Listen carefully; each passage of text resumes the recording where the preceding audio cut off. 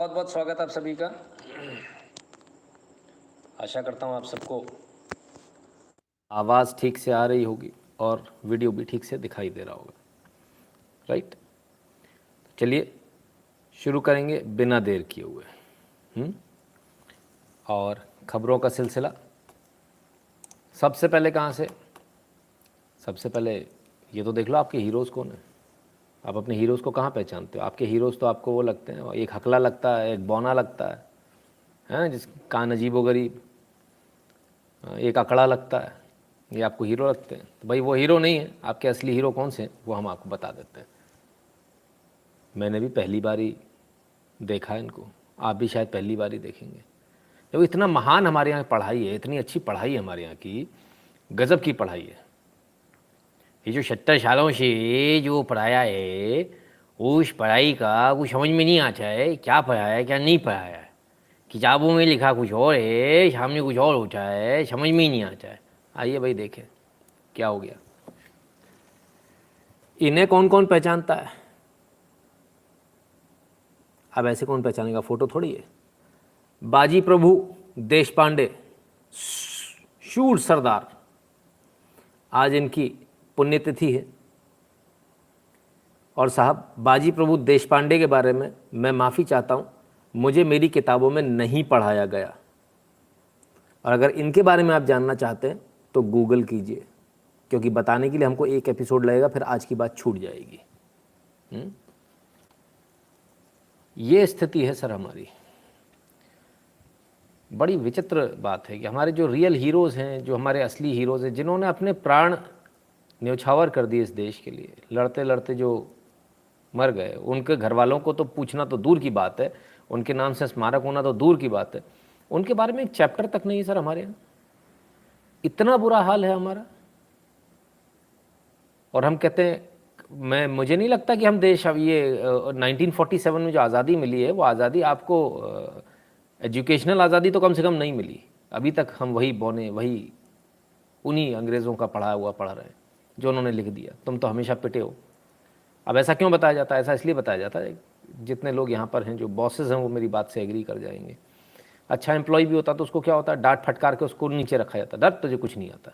ये भी नहीं कर पाया, वो भी नहीं कर पाया, वो सेल तो खूब ला रहा है लेकिन टारगेट ऐसा दे दिया, ला ही नहीं पाते। वो फलानी जो जहाँ बिल्कुल आ ही नहीं सकती ना सेल, जैसी लगा ये उड़ने लगा, ऐसे जगह भेज दो जहाँ से सेल नहीं आ सकती, उसका मोरल डाउन हो जाएगा। तो इधर उधर भागने की नहीं सोचेगा, वो सोचेगा मुझे यहाँ बहुत पैसे मिल रहे हैं, दूसरी जगह नहीं जाऊँ। तो अंग्रेज़ों ने भी इसी पद्धति का उपयोग किया कि तुम तो हमेशा से पिटे हो, तुम्हारे पूर्वज तो हमेशा से पिटे, तो तुम आवाज़ नहीं उठा पाओ हमारे सामने कि तुम फिर से पिटोगे। तो वो अपना राज करते रहे, पर्पज़ इसका ये था। और बहरहाल 200 साल राज किया भी, इसमें कोई दो राय नहीं। हेमंत शाह जी नमस्ते, नारायण शंकर रमन जी धन्यवाद, सभी सितारे सितारे वाले लोग हो गए, चलिए बहुत अच्छी बात है। तो साहब ये स्थिति है, तो इसलिए किसी ने लिखा इतिहास बदलवाना पड़ेगा। सर बदलवाना नहीं पड़ेगा, सही इतिहास लिखवाना पड़ेगा, शब्दों का सही चयन करें हम, है ना। फर्जी इतिहास नहीं चलेगा, सही इतिहास को लेकर आए। जो लोग अभी जुड़े हैं उनसे निवेदन है कृपया लाइक कर लें, बार बार तो नहीं कहना पड़ेगा। अच्छा फिर नए आएंगे फिर भूल जाएंगे, मैं तो भूल गया, चलो कोई बात नहीं। खैर ये हमारी स्थिति थी। और बात करें तो अंग्रेज़ों के ज़माने की तो याद आ जाता है, पुलिस के द्वारा मारना पीटना। पुलिस बड़ा नेगेटिव है ना, पुलिस मतलब गंदे लोग, मारने पीटने वाले, गाली दे के बात करने वाले, बड़ी नेगेटिव फिगर बनाई। विलन हो गया, पुलिस ना हो गई विलन हो गया, है ना। अब ज़रा देख लें पुलिस का काम किस बात को, आपको आप पुलिस को गाली किस लिए देते हो? वो किसी सिपाही ने 10 रुपये ले लिए, 20 रुपये ले लिए, 100 रुपये ले लिए, 50 रुपये ले लिए, इसलिए आप पूरी पुलिस को गाली देते हो। 20 रुपये, 50 रुपये, 100 रुपये, याद रखिएगा। कभी कभी आपने जब गलती करी होती है, उससे आप बचना चाहते हो तो आप 1000, 2000, 5000, 10,000 भी रिश्वत देते हो जब आप गलत होते हो। सही आदमी कभी पैसे नहीं देता, है ना। और ये 10-20 रुपये, 50 रुपये भी तब देते हो जब आप गलत होते हो। हेलमेट नहीं पहनी है तो 50 रुपये दे के निकल जाओ, कौन 500 का चालान कटाएगा, 2000 का चालान कौन कटाएगा, राइट। गलत तो नहीं कह रहा हूँ। आप और मैं सब एक जैसी तो बेईमान है, और फिर कहते क्या पुलिस बेईमान है। आपने आज तक ऐसा कभी देखा है पुलिस वाले ने हाथ दिया हो, किसी को रोका हो, उसके बाद सारे कागज, उसके बाद भी बोले बोले नहीं पैसे तो देने पड़ेंगे? ऐसा सर कभी नहीं होता, है ना। तो बहरहाल जिस नेगेटिव पुलिस की हम बात कर रहे हैं उसका एक चेहरा देख लें जरा।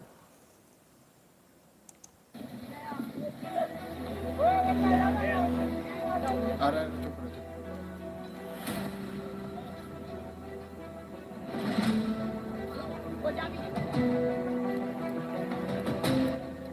कितनी बार मना किया, लगातार यहाँ बता रहा हूँ भैया, बारिश हो गई है। ये आपको जो पानी दिख रहा है उसमें वेग अब बहुत बढ़ चुका है। अच्छे अच्छे तैराक फेल हो जाते हैं। मत पड़ो इस चक्कर में, पानी में मत जाओ, पानी से दूर रहो, नदियों से पहाड़ों से दूर रहो। बारिश का सीज़न शुरू हो गया, मानेंगे कहाँ साहब। भाई साहब गए थे डुबकी लगाने, बोले अपने पाप थोड़े से कम करूँगा। भगवान बोले कितना प्यारा आदमी है, मेरे को अच्छा लग रहा है। ये भाई साहब चल दिए भगवान को प्यारे होने। भलाओ पुलिस का, पुलिस ने बचा लिया इनको। जी हाँ, ये वीडियो पुलिस की तरफ से ही आ रहा है। हरिद्वार रावतपुर भवन कांगड़ा घाट के पास डूब रहे युवक को देख उत्तराखंड पुलिस के तैराक हेड कांस्टेबल अतुल सिंह व सनी कुमार, जल पुलिस ने नदी में छलांग लगा दी और युवक को सकुशल बाहर निकाला, जिससे उसकी जान बचाई जा सकी। युवक सोनीपत हरियाणा का निवासी है। भाई मेरे, सोचिए कितना मुश्किल काम है ये, जो बड़ा इजी लग रहा है ना आपको। कईयों बार बचाने वाला, कईयों बार, और बहुत हाई परसेंटेज है सर ये, 30% के आसपास ऐसा होता है कि बचाने वाला ही डूब जाता है ना। बचाते बचाते वही निकल लेता है। इसके बावजूद क्योंकि जान बचानी थी, इन्होंने कूद लगाई और बहरहाल इस युवक को बचा लिया। अब बचाने के बाद बाहर निकल के थप्पड़ पड़ दिए कि नहीं ये पता नहीं, लेकिन अगर हो जाते तो थोड़ा सही रहता, सबक मिल जाता भविष्य के लिए। वैसे इनको सबक तो मिल गया होगा, लेकिन बाकी निकम में जो देख रहे होंगे वो खड़े देख ही रहे थे। खैर, तो ये स्थिति है सर। जो आपके साथ जाते हैं, इससे पहले भी हमने देखा वो परिवार पूरा जो बह गया था, उसमें 2-3 लोगों की मृत्यु हो गई, 2-3 लोग अभी गायब हैं, वो लहर जो आई थी उसमें। तो ऐसे तमाम सारी चीज़ें आपको देखने को मिलेंगी। मानसून बहुत खूबसूरत होता है, मानसून बहुत ख़तरनाक होता है, हर लिहाज से बहुत ख़तरनाक होता है। अब आप बोलेंगे साहब मुझे क्या, मैं तो प्लेन्स में रहता हूँ, मैं तो आराम से मस्ती में अपने जा रहा हूँ। घास उगी है तो उसमें भी नहीं जाना। क्यों भैया, बिल में पानी भर गया है, सांप बाहर है, फिर वो काट लेगा। तो छोटी छोटी चीज़ें हैं जिसको आपको ध्यान रखना पड़ेगा। छोटे छोटे कीट पतंगे उड़ते हुए अपन आराम से बैठें जी, कोई दिक्कत नहीं है, दरवाजे खोल लो। फिर वो आके काट गया, फिर डॉक्टर के पास भाग रहे हैं, अरे साहब देखो तो सूज गया, तो फूल गया, तो फलान हो गया, ढिकान हो गया, है ना। तो क्या ये शहर के लोगों के साथ ज़्यादा होता है। गांव वालों को तो आदत है, वो तो अपना इलाज खुद कर लेते हैं। वो कभी लोहा घिस के लगा लेते हैं, कभी कुछ लगा लेते हैं, वो अपना इंतजाम कर लेते हैं छोटी छोटी चीज़ों से, है ना। Dilip ji, can I call tomorrow, कहते हैं खिलवानी जी। बताइए सर, क्या किस संबंध में बात करना चाहते हैं ना। तो ये स्थिति है सर। तो इसलिए बारिश में पहाड़ों से, नदियों से थोड़ा सा उनका सम्मान कर लो भाई। अगर आप सम्मान नहीं करोगे तो फिर उनको सम्मान कराना आता है, फिर आपको बुरा लग जाता है। फिर आप लोग सोचते हो कि ये क्या हो गया, हमारे साथ ऐसा कैसे हो गया। तो भाई जो प्रकृति का सम्मान नहीं करेगा, प्रकृति उसका सम्मान नहीं करेगी। ये एकदम क्लियर है, या इसमें कुछ और बात कहने की आवश्यकता है। चलिए, 2 चीज़ हुई। अब चलते हैं एक खुशखबरी की तरफ, या उस खुशखबरी को थोड़ा बाद में लेते हैं, पहले ज़रा कुछ और खबरें भी ले लें। आइए, एक मॉल का इनॉग्रेशन होता है लखनऊ में, नाम है लुलु मॉल।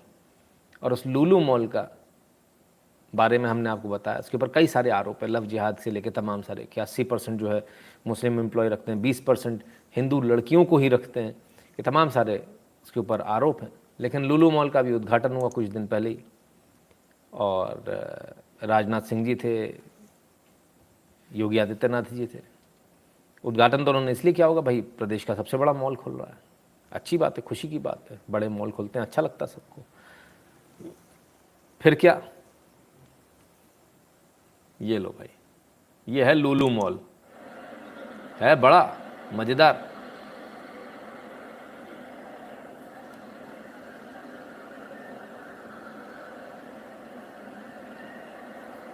लुलु मॉल आ गया अपनी औकात पर, नमाज पढ़वाना शुरू।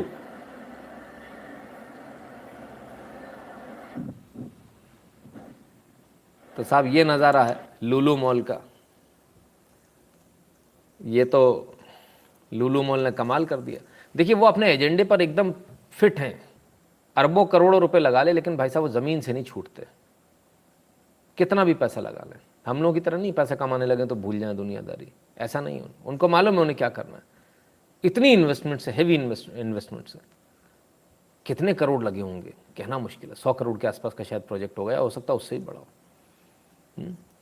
इसके बाद भी उन्हें मालूम है यहाँ नमाज पढ़वानी है। चलो साहब, फिर क्या, इसको लेकर बड़ी घोर आपत्ति हुई। ठीक, तो साहब लुलु मॉल की अंदर जब ये घटना हुई तो हिंदू संगठनों ने इस पर काफ़ी ऐतराज़ जताया, और ऐतराज़ जब जताया तो फिर साथ में ये भी कहा कि हम हनुमान चालीसा पढ़ेंगे, हम भी आरती करेंगे, हवन करेंगे वहाँ बैठकर। बिल्कुल सही बात है, ये सार्वजनिक प्लेस है, यहाँ पर आप इस प्रकार की हरकतें नहीं कर सकते। वो आपकी प्राइवेट प्रॉपर्टी नहीं है, क्योंकि कमर्शियल प्लेस है, इसलिए सार्वजनिक हो गई, पहली बात। दूसरी बात, अब इस प्रकार का कहना क्या सही है? बिल्कुल सही है, क्यों नहीं सही है? सड़क के ऊपर नमाज पढ़ी जाती तो हवन भी किए जाएंगे सड़क के ऊपर। अब इसी सारे झंझट से बचने के लिए हमने आपको एक न्यूज़ दिखाई थी कुछ दिन पहले, अगर आपको याद हो, कि सार्वजनिक जगहों पर किसी भी प्रकार की पूजा अर्चना या नमाज नहीं पढ़ी जा सकती। ऐसा उत्तर प्रदेश में जो है एकदम क्लियरली एक आदेश निकाल दिया गया।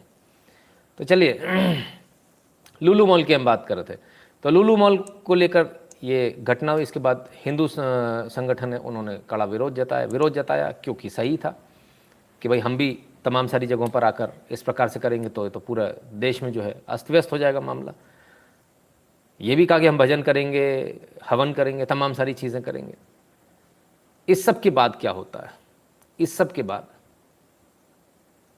प्रशासन भी थोड़ा जागता है। प्रशासन को लगता है तो गड़बड़ हो रही है।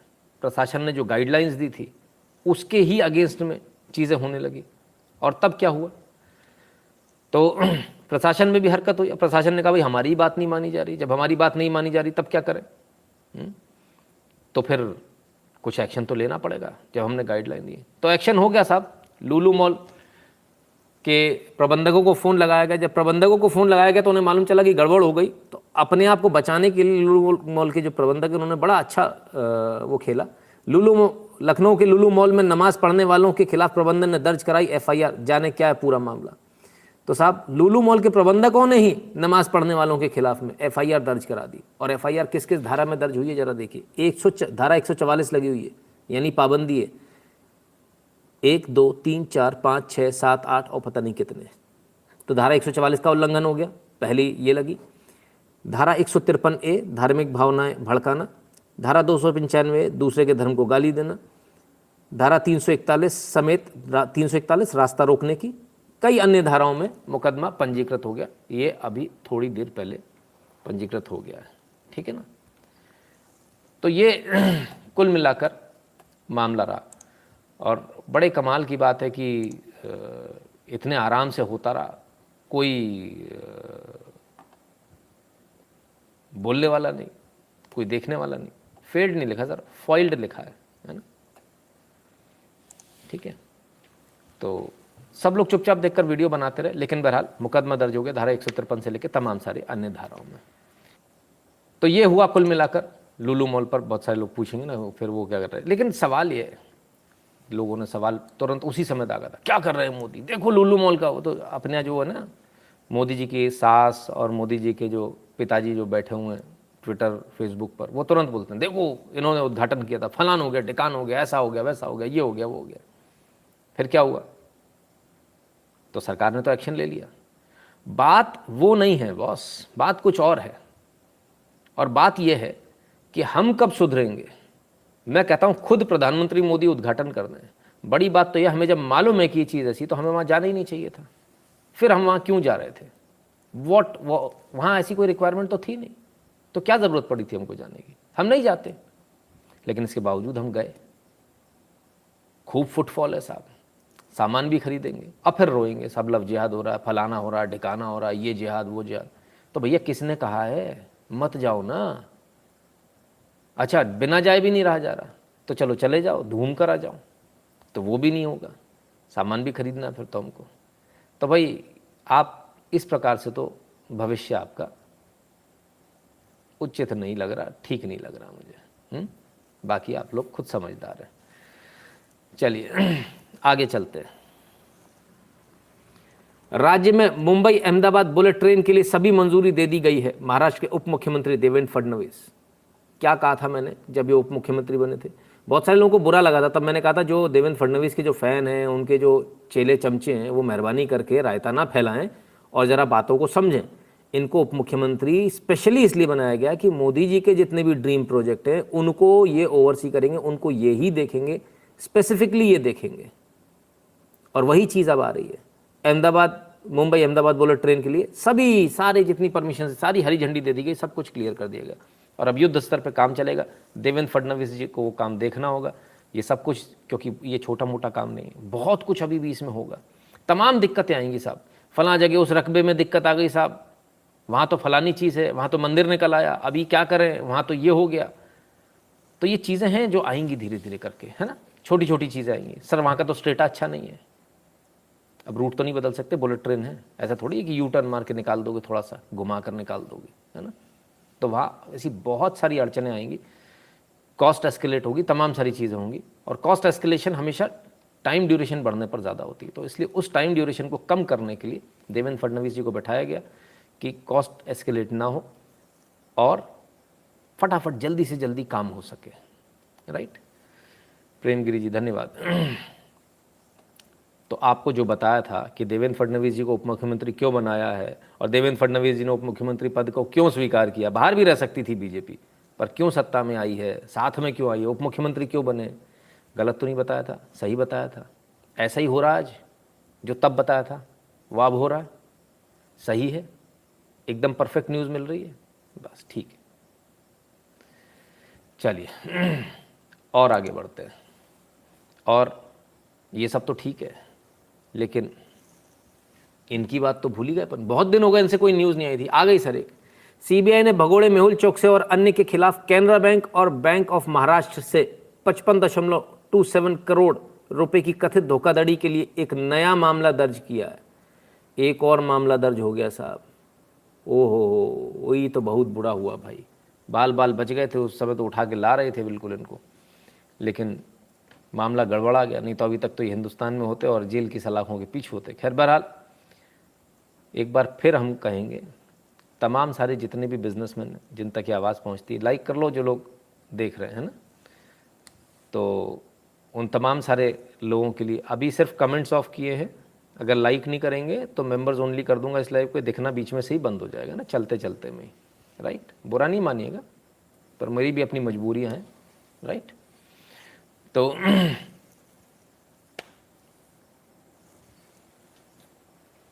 मेहुल चौकसे के खिलाफ में एक और मुकदमा दर्ज हो गया और जितने भी लोग जो भागे हैं यहाँ से, बिजनेसमैन जितने भी हैं, आप जो पैसा है ना वो वापस जमा कर दीजिए। पैसा बहुत है आपके पास में, वो कर सकते हो आप, दिवालिया नहीं हुए हो आप। विलफुल डिफ़ॉल्टर और डिफ़ॉल्टर में सबसे बड़ा फ़र्क ये होता है कि विलफुल डिफ़ॉल्टर वो होता है जो दिवालिया नहीं होता और अपने आप को दिवालिया शो करता है। तो ये सारे विलफुल डिफ़ॉल्टर हैं, these are not defaulters. Defaulter होते तो इनके खिलाफ एफआईआर नहीं होती, मुकदमे नहीं होते, है ना। तो ये बहुत बड़ा फ़र्क है। तो आप अपने अपने पैसे भरिए और आराम से पैसे भरने के बाद आइए, अपना बिजनेस कीजिए, कोई आपको कुछ नहीं कह रहा भाई। लेकिन अगर आप सोचोगे आप देश को चूना लगा के भाग जाओ तो ये संभव नहीं है। एक और मुकदमा हो गया मेहुल चौकसी जी, आज नहीं तो कल ये देश आपको पकड़ के तो वापस ले आएगा। कब तक भागोगे आप? तो खैर सर, मेरी जूस की दुकान है, मेरी तरफ से एक मौसमी जूस। बहुत बहुत धन्यवाद सुरेश गुप्ता जी, बहुत बढ़िया, अति उत्तम, धन्यवाद। अब आते मेहुल चौकसे की बात हो रही, बिजनेस की बात हो रही है, तो भाई ज़रा वो भी बात हो जाए। रुपया आज बहुत गिर गया। 80 रुपये टच करने के बाद वापस 80 के नीचे बंद हुआ, लेकिन 80 टच कर गया। कुछ लोग तो बिल्कुल ऐसे देख रहे थे जैसे बिल्कुल छुल गया, मैं ऐसे कूदे जैसे करंट का तार उनको उनकी सीट पर छुल गया, एकदम से उचक गए, छुल गया, 80 छुल गया। तो भाई ये तो ऊपर जाना है, तय है ना, और जिस स्पीड से ऊपर जा रहा है नीचे भी आएगा आने वाले समय में। लेकिन बहरहाल तो क्या सिर्फ रुपया गिर रहा है?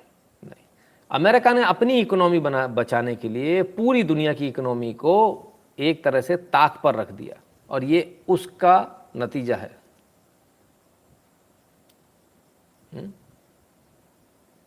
ये उसका नतीजा है।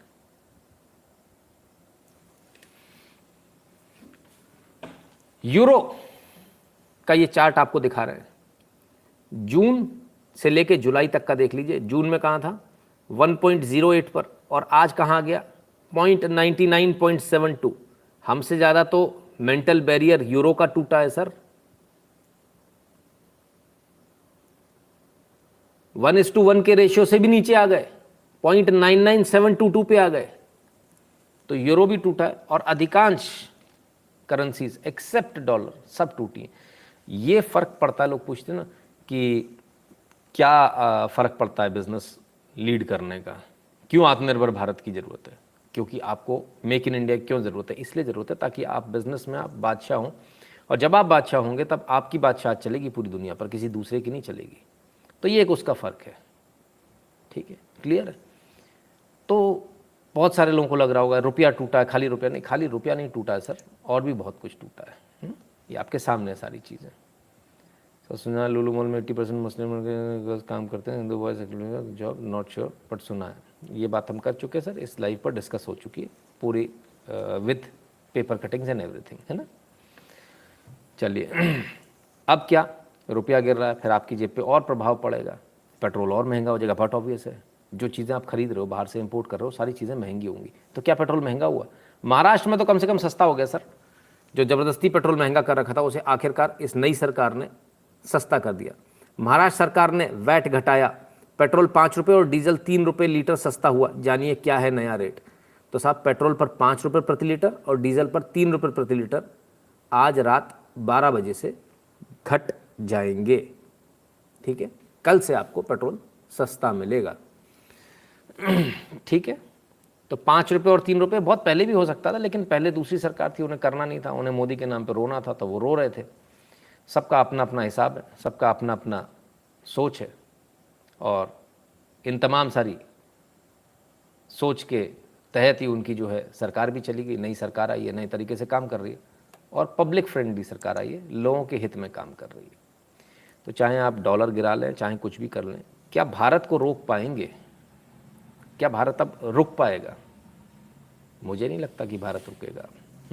क्यों? आइए कोविड से रिलेटेड एक खबर देखिए। Scientist develop mechanism to inactivate COVID virus by blocking its entry to cells. बहुत बड़ी एक उपलब्धि है। और अब क्या होगा, जो कोविड का वायरस जो सेल में अंदर जाता था ना, उस सेल में अंदर ही ना जा पाए, उस मैकेनिज्म को साइंटिस्ट ने डेवलप कर लिया है। ठीक है ना। और ये कहाँ के साइंटिस्ट ने किया? भारत के तो करने से रहे। इतनी बड़ी खोज जो है भारत के लोग कर सकते हैं, अरे सवाल नहीं। ये किया होगा बाहर, अमेरिका ने किया होगा। देखें जरा, आइए देखें। Scientist at the Indian institute of science IISc in collaboration with research from the CISR Institute of Microbiology, Microbial Technology have made use of this approach। भैया Indian institute of sciences IISc, ये तो भारतीय लग रहा है, भारतीय ही है, India ने किया, लेकिन इन कोलैबोरेशन है। अरे कोलैबोरेशन में किया नहीं, लेकिन कोलैबोरेशन भी किससे किया है? CSIR से ही किया। तो भाई कुल मिलाकर पूरी तरह से भारतीय है ये खोज, इसमें कहीं दूसरे का कोई लेना देना नहीं है, पूरी तरह से भारतीय खोज है। एकदम क्लियरली भारत के साइंटिस्ट ने ये खोज करी, और ये एक ब्रेक थ्रू अचीवमेंट हो जाएगा, क्योंकि जिस प्रकार से लगातार अभी फिर से चाइना की जुगाड़ चल रही है, फिर से इसको फैला देंगे, फिर से कुछ करेंगे, तो ये हो नहीं पाएगा, पॉसिबल नहीं है। चलिए, तो ये तो हुई भारत के आगे बढ़ने की बात। लेकिन आगे आप अकेले नहीं बढ़ सकते। मैंने हमेशा बोला, आप अकेले कभी आगे नहीं बढ़ सकते। आपको आगे बढ़ने के लिए अपने दोस्तों, संगी साथियों की आवश्यकता होती है। आपको आगे बढ़ने के लिए अपने सहयोगियों की ज़रूरत होती है। आपको आगे बढ़ने के लिए अपने पड़ोसियों की ज़रूरत होती है। ऐसा संभव नहीं है कि आपकी गली मोहल्ला गंदा हो और सिर्फ आप एक अपना घर अच्छा रख सकें, वो संभव नहीं है, क्योंकि वहाँ पर फिर कचरा आ जाएगा। तो अपने आस पड़ोस को संभाल कर रखना, अपने आस पड़ोस को पड़ोसियों का ख्याल रखना, ये भी बहुत आवश्यक है। तो पड़ोस में क्या हो रहा है? पड़ोस में सर ये हो रहा है कि श्रीलंका की हम बात कर रहे हैं कि जो वहाँ के राष्ट्रपति है गोटाबाया राजपक्षे, तो गोटाबाया जी ने पहले बोला कि मैं इस्तीफ़ा दे दूंगा, बुधवार तक इस्तीफ़ा दे दूंगा। गुरुवार हो गया, गोटाबाया जी का इस्तीफ़ा नहीं आया। गोटाबाया जी भाग गए, पहले मालदीव भागे, मालदीव से उसके बाद में सिंगापुर भाग गए। और जैसे ही लोगों को ये खबर लगी तो हंगामा फिर से क्रिएट हो गया, तमाम पत्थरबाजी और ये सब शुरू हो गई श्रीलंका में। फाइनली जो है शाम होते होते ऐसी खबर आई कि भाई उन्होंने इस्तीफ़ा दे दिया है। मतलब बड़े ही बेशरम टाइप के आदमी हैं, आप देश छोड़ के भाग चुके हो, इस्तीफ़ा दे ही देते। इस्तीफ़ा तो वैसे भी देना है तो इस्तीफ़ा दे के चले जाते, लेकिन साहब इस्तीफ़ा नहीं दिया। इस्तीफ़ा क्यों नहीं दिया, आप उसका कारण समझिए। क्योंकि इस्तीफ़ा देते ही आप प्रेसिडेंट नहीं रहते, और जब आप प्रेसिडेंट नहीं रहते तो आप कोई दूसरा देश आपकी मदद नहीं करता। आप ये लेटर हेड पर नहीं लिख सकते कि मैं श्रीलंका का प्रेसिडेंट हूँ, ये आप नहीं लिख पाते। और ये लिखकर ही आपको मदद मिली। मालदीव्स ने आपको इसीलिए आश्रय दिया, इसलिए शरण दी क्योंकि आप दूसरे देश के राष्ट्राध्यक्ष हैं। आप सिंगापुर इसीलिए पहुंच गए क्योंकि दूसरे देश के राष्ट्राध्यक्ष हैं। और वहां पहुंचने के बाद फिर अब इन्होंने इस्तीफा दे दिया है। श्रीलंका स्पीकर के कार्यालय के अनुसार श्रीलंका संसद के अध्यक्ष को राष्ट्रपति गोटाबाया राजपक्षे का इस्तीफा पत्र मिला। तो इस्तीफा पत्र मिल गया है श्रीलंका के स्पीकर को, और उन्होंने इसके बाद बोला है कि अध्यक्ष को अब श्रीलंका में सिंगापुर दूतावास के माध्यम से राष्ट्रपति राजपक्षे को त्यागपत्र मिला है। अध्यक्ष को सूचित किया जाता है कि आंकड़ों को पुनः जांच और सभी कानूनी कार्रवाई पूरी करने के बाद कल इस संबंध में आधिकारिक घोषणा की जाएगी। अध्यक्ष के प्रेस सचिव। तो सिंगापुर से भेजा साहब, सिंगापुर दूतावास के माध्यम से इनको इस्तीफा मिला। सिंगापुर में जाकर सिंगापुर से इन्होंने इस्तीफा भेजा। पूरे श्रीलंका में आग लगी हुई है, पूरा श्रीलंका परेशान है। नतीजा क्या है, वहाँ जाकर सिंगापुर में जाकर जो है इन्होंने इस्तीफा दिया। बहरहाल इस्तीफे की खबर आते ही श्रीलंका का क्या हाल हुआ वो भी आपके सामने, ज़रा उसको भी देख लीजिए।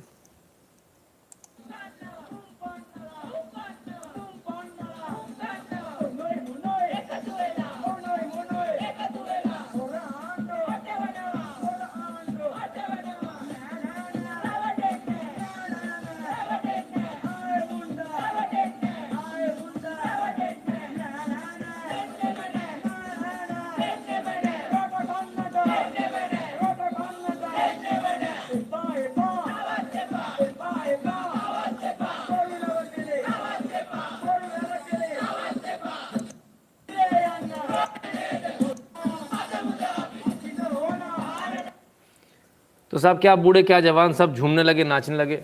लेकिन गोटाबाया राजपक्षे जी जितने बेइज्जत होकर, बेआबरू होकर श्रीलंका से निकले, शायद ही कोई और देश में कोई और राष्ट्राध्यक्ष निकला होगा। ज़्यादा अच्छा होता कि पहले इस्तीफ़ा देते, इसके बाद में फिर आगे जो है किसी दूसरे देश जाते तो ज़्यादा बेहतर होता, ज़्यादा अच्छा लगता। कह भी सकते थे अपने देशवासियों से कि मुझे जाना है। अब डर क्यों लगा, इस्तीफ़ा देकर आप देश में क्यों नहीं रहे? किस चीज़ का डर था? डर इस चीज़ का था कि जो आपके करप्शन है, जो चाइना से पैसा जो बनाया है, जो मोटा माल जो आपने कमाया है, वो दूसरी सरकार आएगी तो उजागर होगा। उजागर होगा तो आप जेल जाओगे, तो आपको जेल में रहना पड़ेगा। तो जेल में ना रहना पड़े इसकी कवायद थी सारी, इसलिए यहाँ से भागे। पहले कहाँ, वो शिप के ज़रिए बैग लोड हो रहे थे ना मालदीव से प्लेन के ज़रिए सिंगापुर, और प्लेन भी बदल लिया। पहले जिस प्लेन में आ रहे थे उस प्लेन में नहीं आए, पहले श्रीलंकन प्लेन में ही आ रहे थे शायद, फिर वो बदल लिया। लास्ट मोमेंट पे डिसाइड किया, बोले नहीं इसको तो कोई भी टपका देगा, पता चल गया, लीक हो गया, अब इससे नहीं जाएंगे, किसी और से जाएंगे। तो बड़े कमाल की बात है साहब, बड़े इनके हिसाब किताब गजब के रहे। खैर फिलहाल प्रधानमंत्री पद की कुर्सी को गार्ड कर रहे हैं श्रीलंका के सैनिक।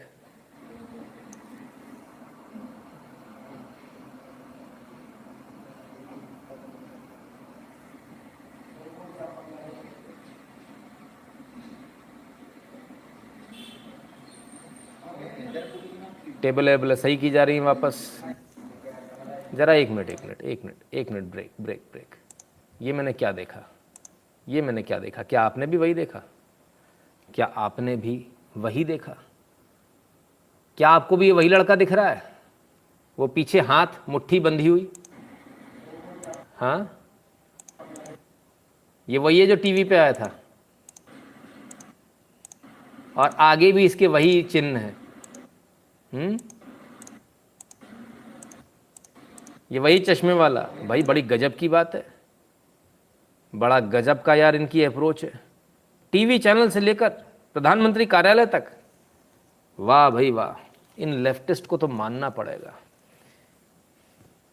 कोई इनके मुकाबले में बेईमानी गद्दारी कर ही नहीं सकता। इनकी तो स्पेशलिटी है, कम्युनिस्टों की स्पेशलिटी है। याद है टीवी चैनल पर दिखाया था इसी बंदे को, यही बंदा यहाँ भी दिख रहा है।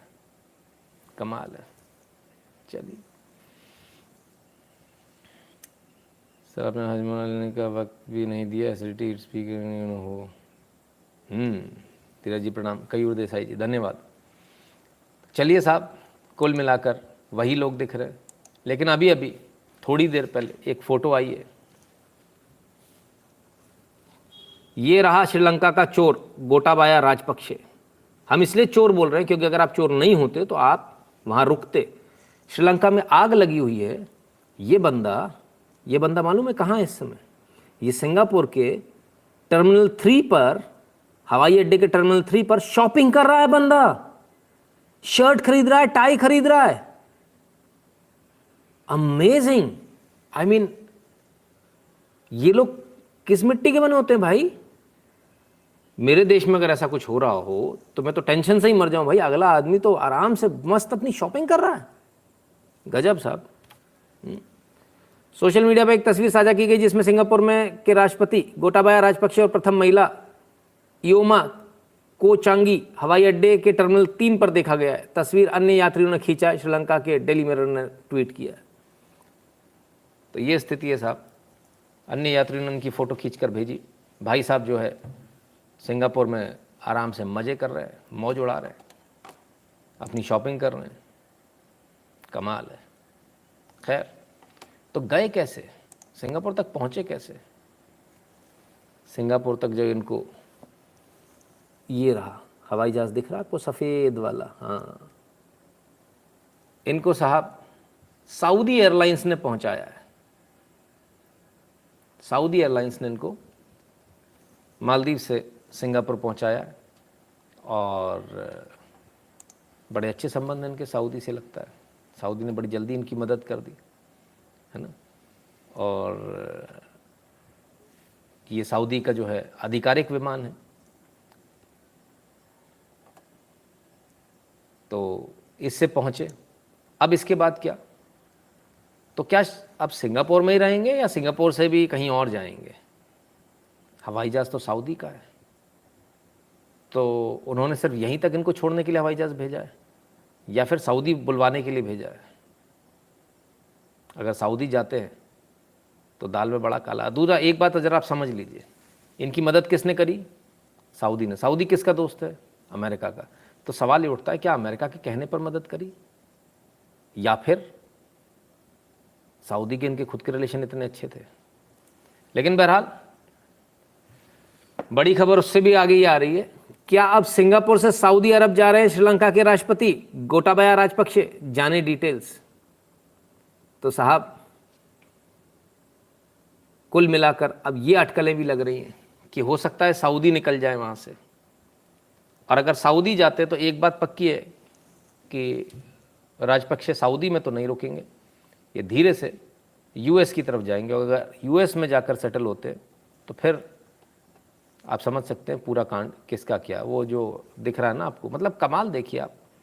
अपदस्थ कराने वाले भी यही लोग, इन्हीं का एंटीफा और इन्हीं के लोग, वही मुट्ठी वाले लोग, और उसके बाद मदद करने वाले भी यही लोग। कमाल है, कमाल के लोग हैं साहब, गजब है। तो ये कुल मिला के राजनीति है साहब। और इस राजनीति को आपको, इंटरनेशनल राजनीति को आपको समझना चाहिए कि किस प्रकार से पहले अपदस्थ कराया जाता है, भगाया जाता है, और उसके बाद किस प्रकार से चीज़ों को दोबारा उनके हमदर्द बन जाया जाता है। और उसके बाद उनको ले जाके अपने पास बैठा भी लेंगे। कल जब दोबारा से अल्टा पल्टी करेंगे तो फिर से करेंगे, जैसा ब्रिटेन कर रहा है पाकिस्तान के साथ में। पाकिस्तान में किसी भी राष्ट्रपति प्रधानमंत्री को कोई दिक्कत होती है, वो कहाँ जाता है? लंदन जाके बैठ जाता है, फिर वापस आके सरकार बना लेता है, फिर चला जाता है जब उसके तख्ता पलट हो जाता है। तो ये तख्ता पलट कराने वाले कौन लोग हैं? वही लोग। अपने आश्रय देने वाले कौन लोग हैं? वही लोग। और दूसरे देश के पूरे मज़े लेते हैं और दूसरा देश इनके सामने डिस्को कर रहा होता है। उन गरीबों को पता ही नहीं है उनके साथ कौन खिलवाड़ कर रहा है उनके साथ में, जो देश की जनता है। तो क्यों हम आपके सामने सारी चीज़ें लेकर आते हैं, ताकि आपको सच्चाई मालूम हो कि क्या चलता है विश्व पटल पर, विश्व की राजनीति पर।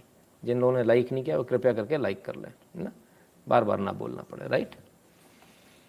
चलिए अब आगे चलेंगे और बात करेंगे उस चीज़ की जिसके बारे में आप सबको मालूम होना चाहिए, जिसके बारे में आप सबको जानकारी होनी चाहिए, इनफैक्ट होगी तो सही। हम श्रीलंका की बात कर रहे हैं, श्रीलंका में क्या हो रहा है, हम और तमाम सारे देशों की बात कर रहे हैं, फलां देश में क्या हो रहा है, ढिका देश में क्या हो रहा है, लेकिन हमारे देश में क्या हो रहा है, हमने क्या इसको सोचा है?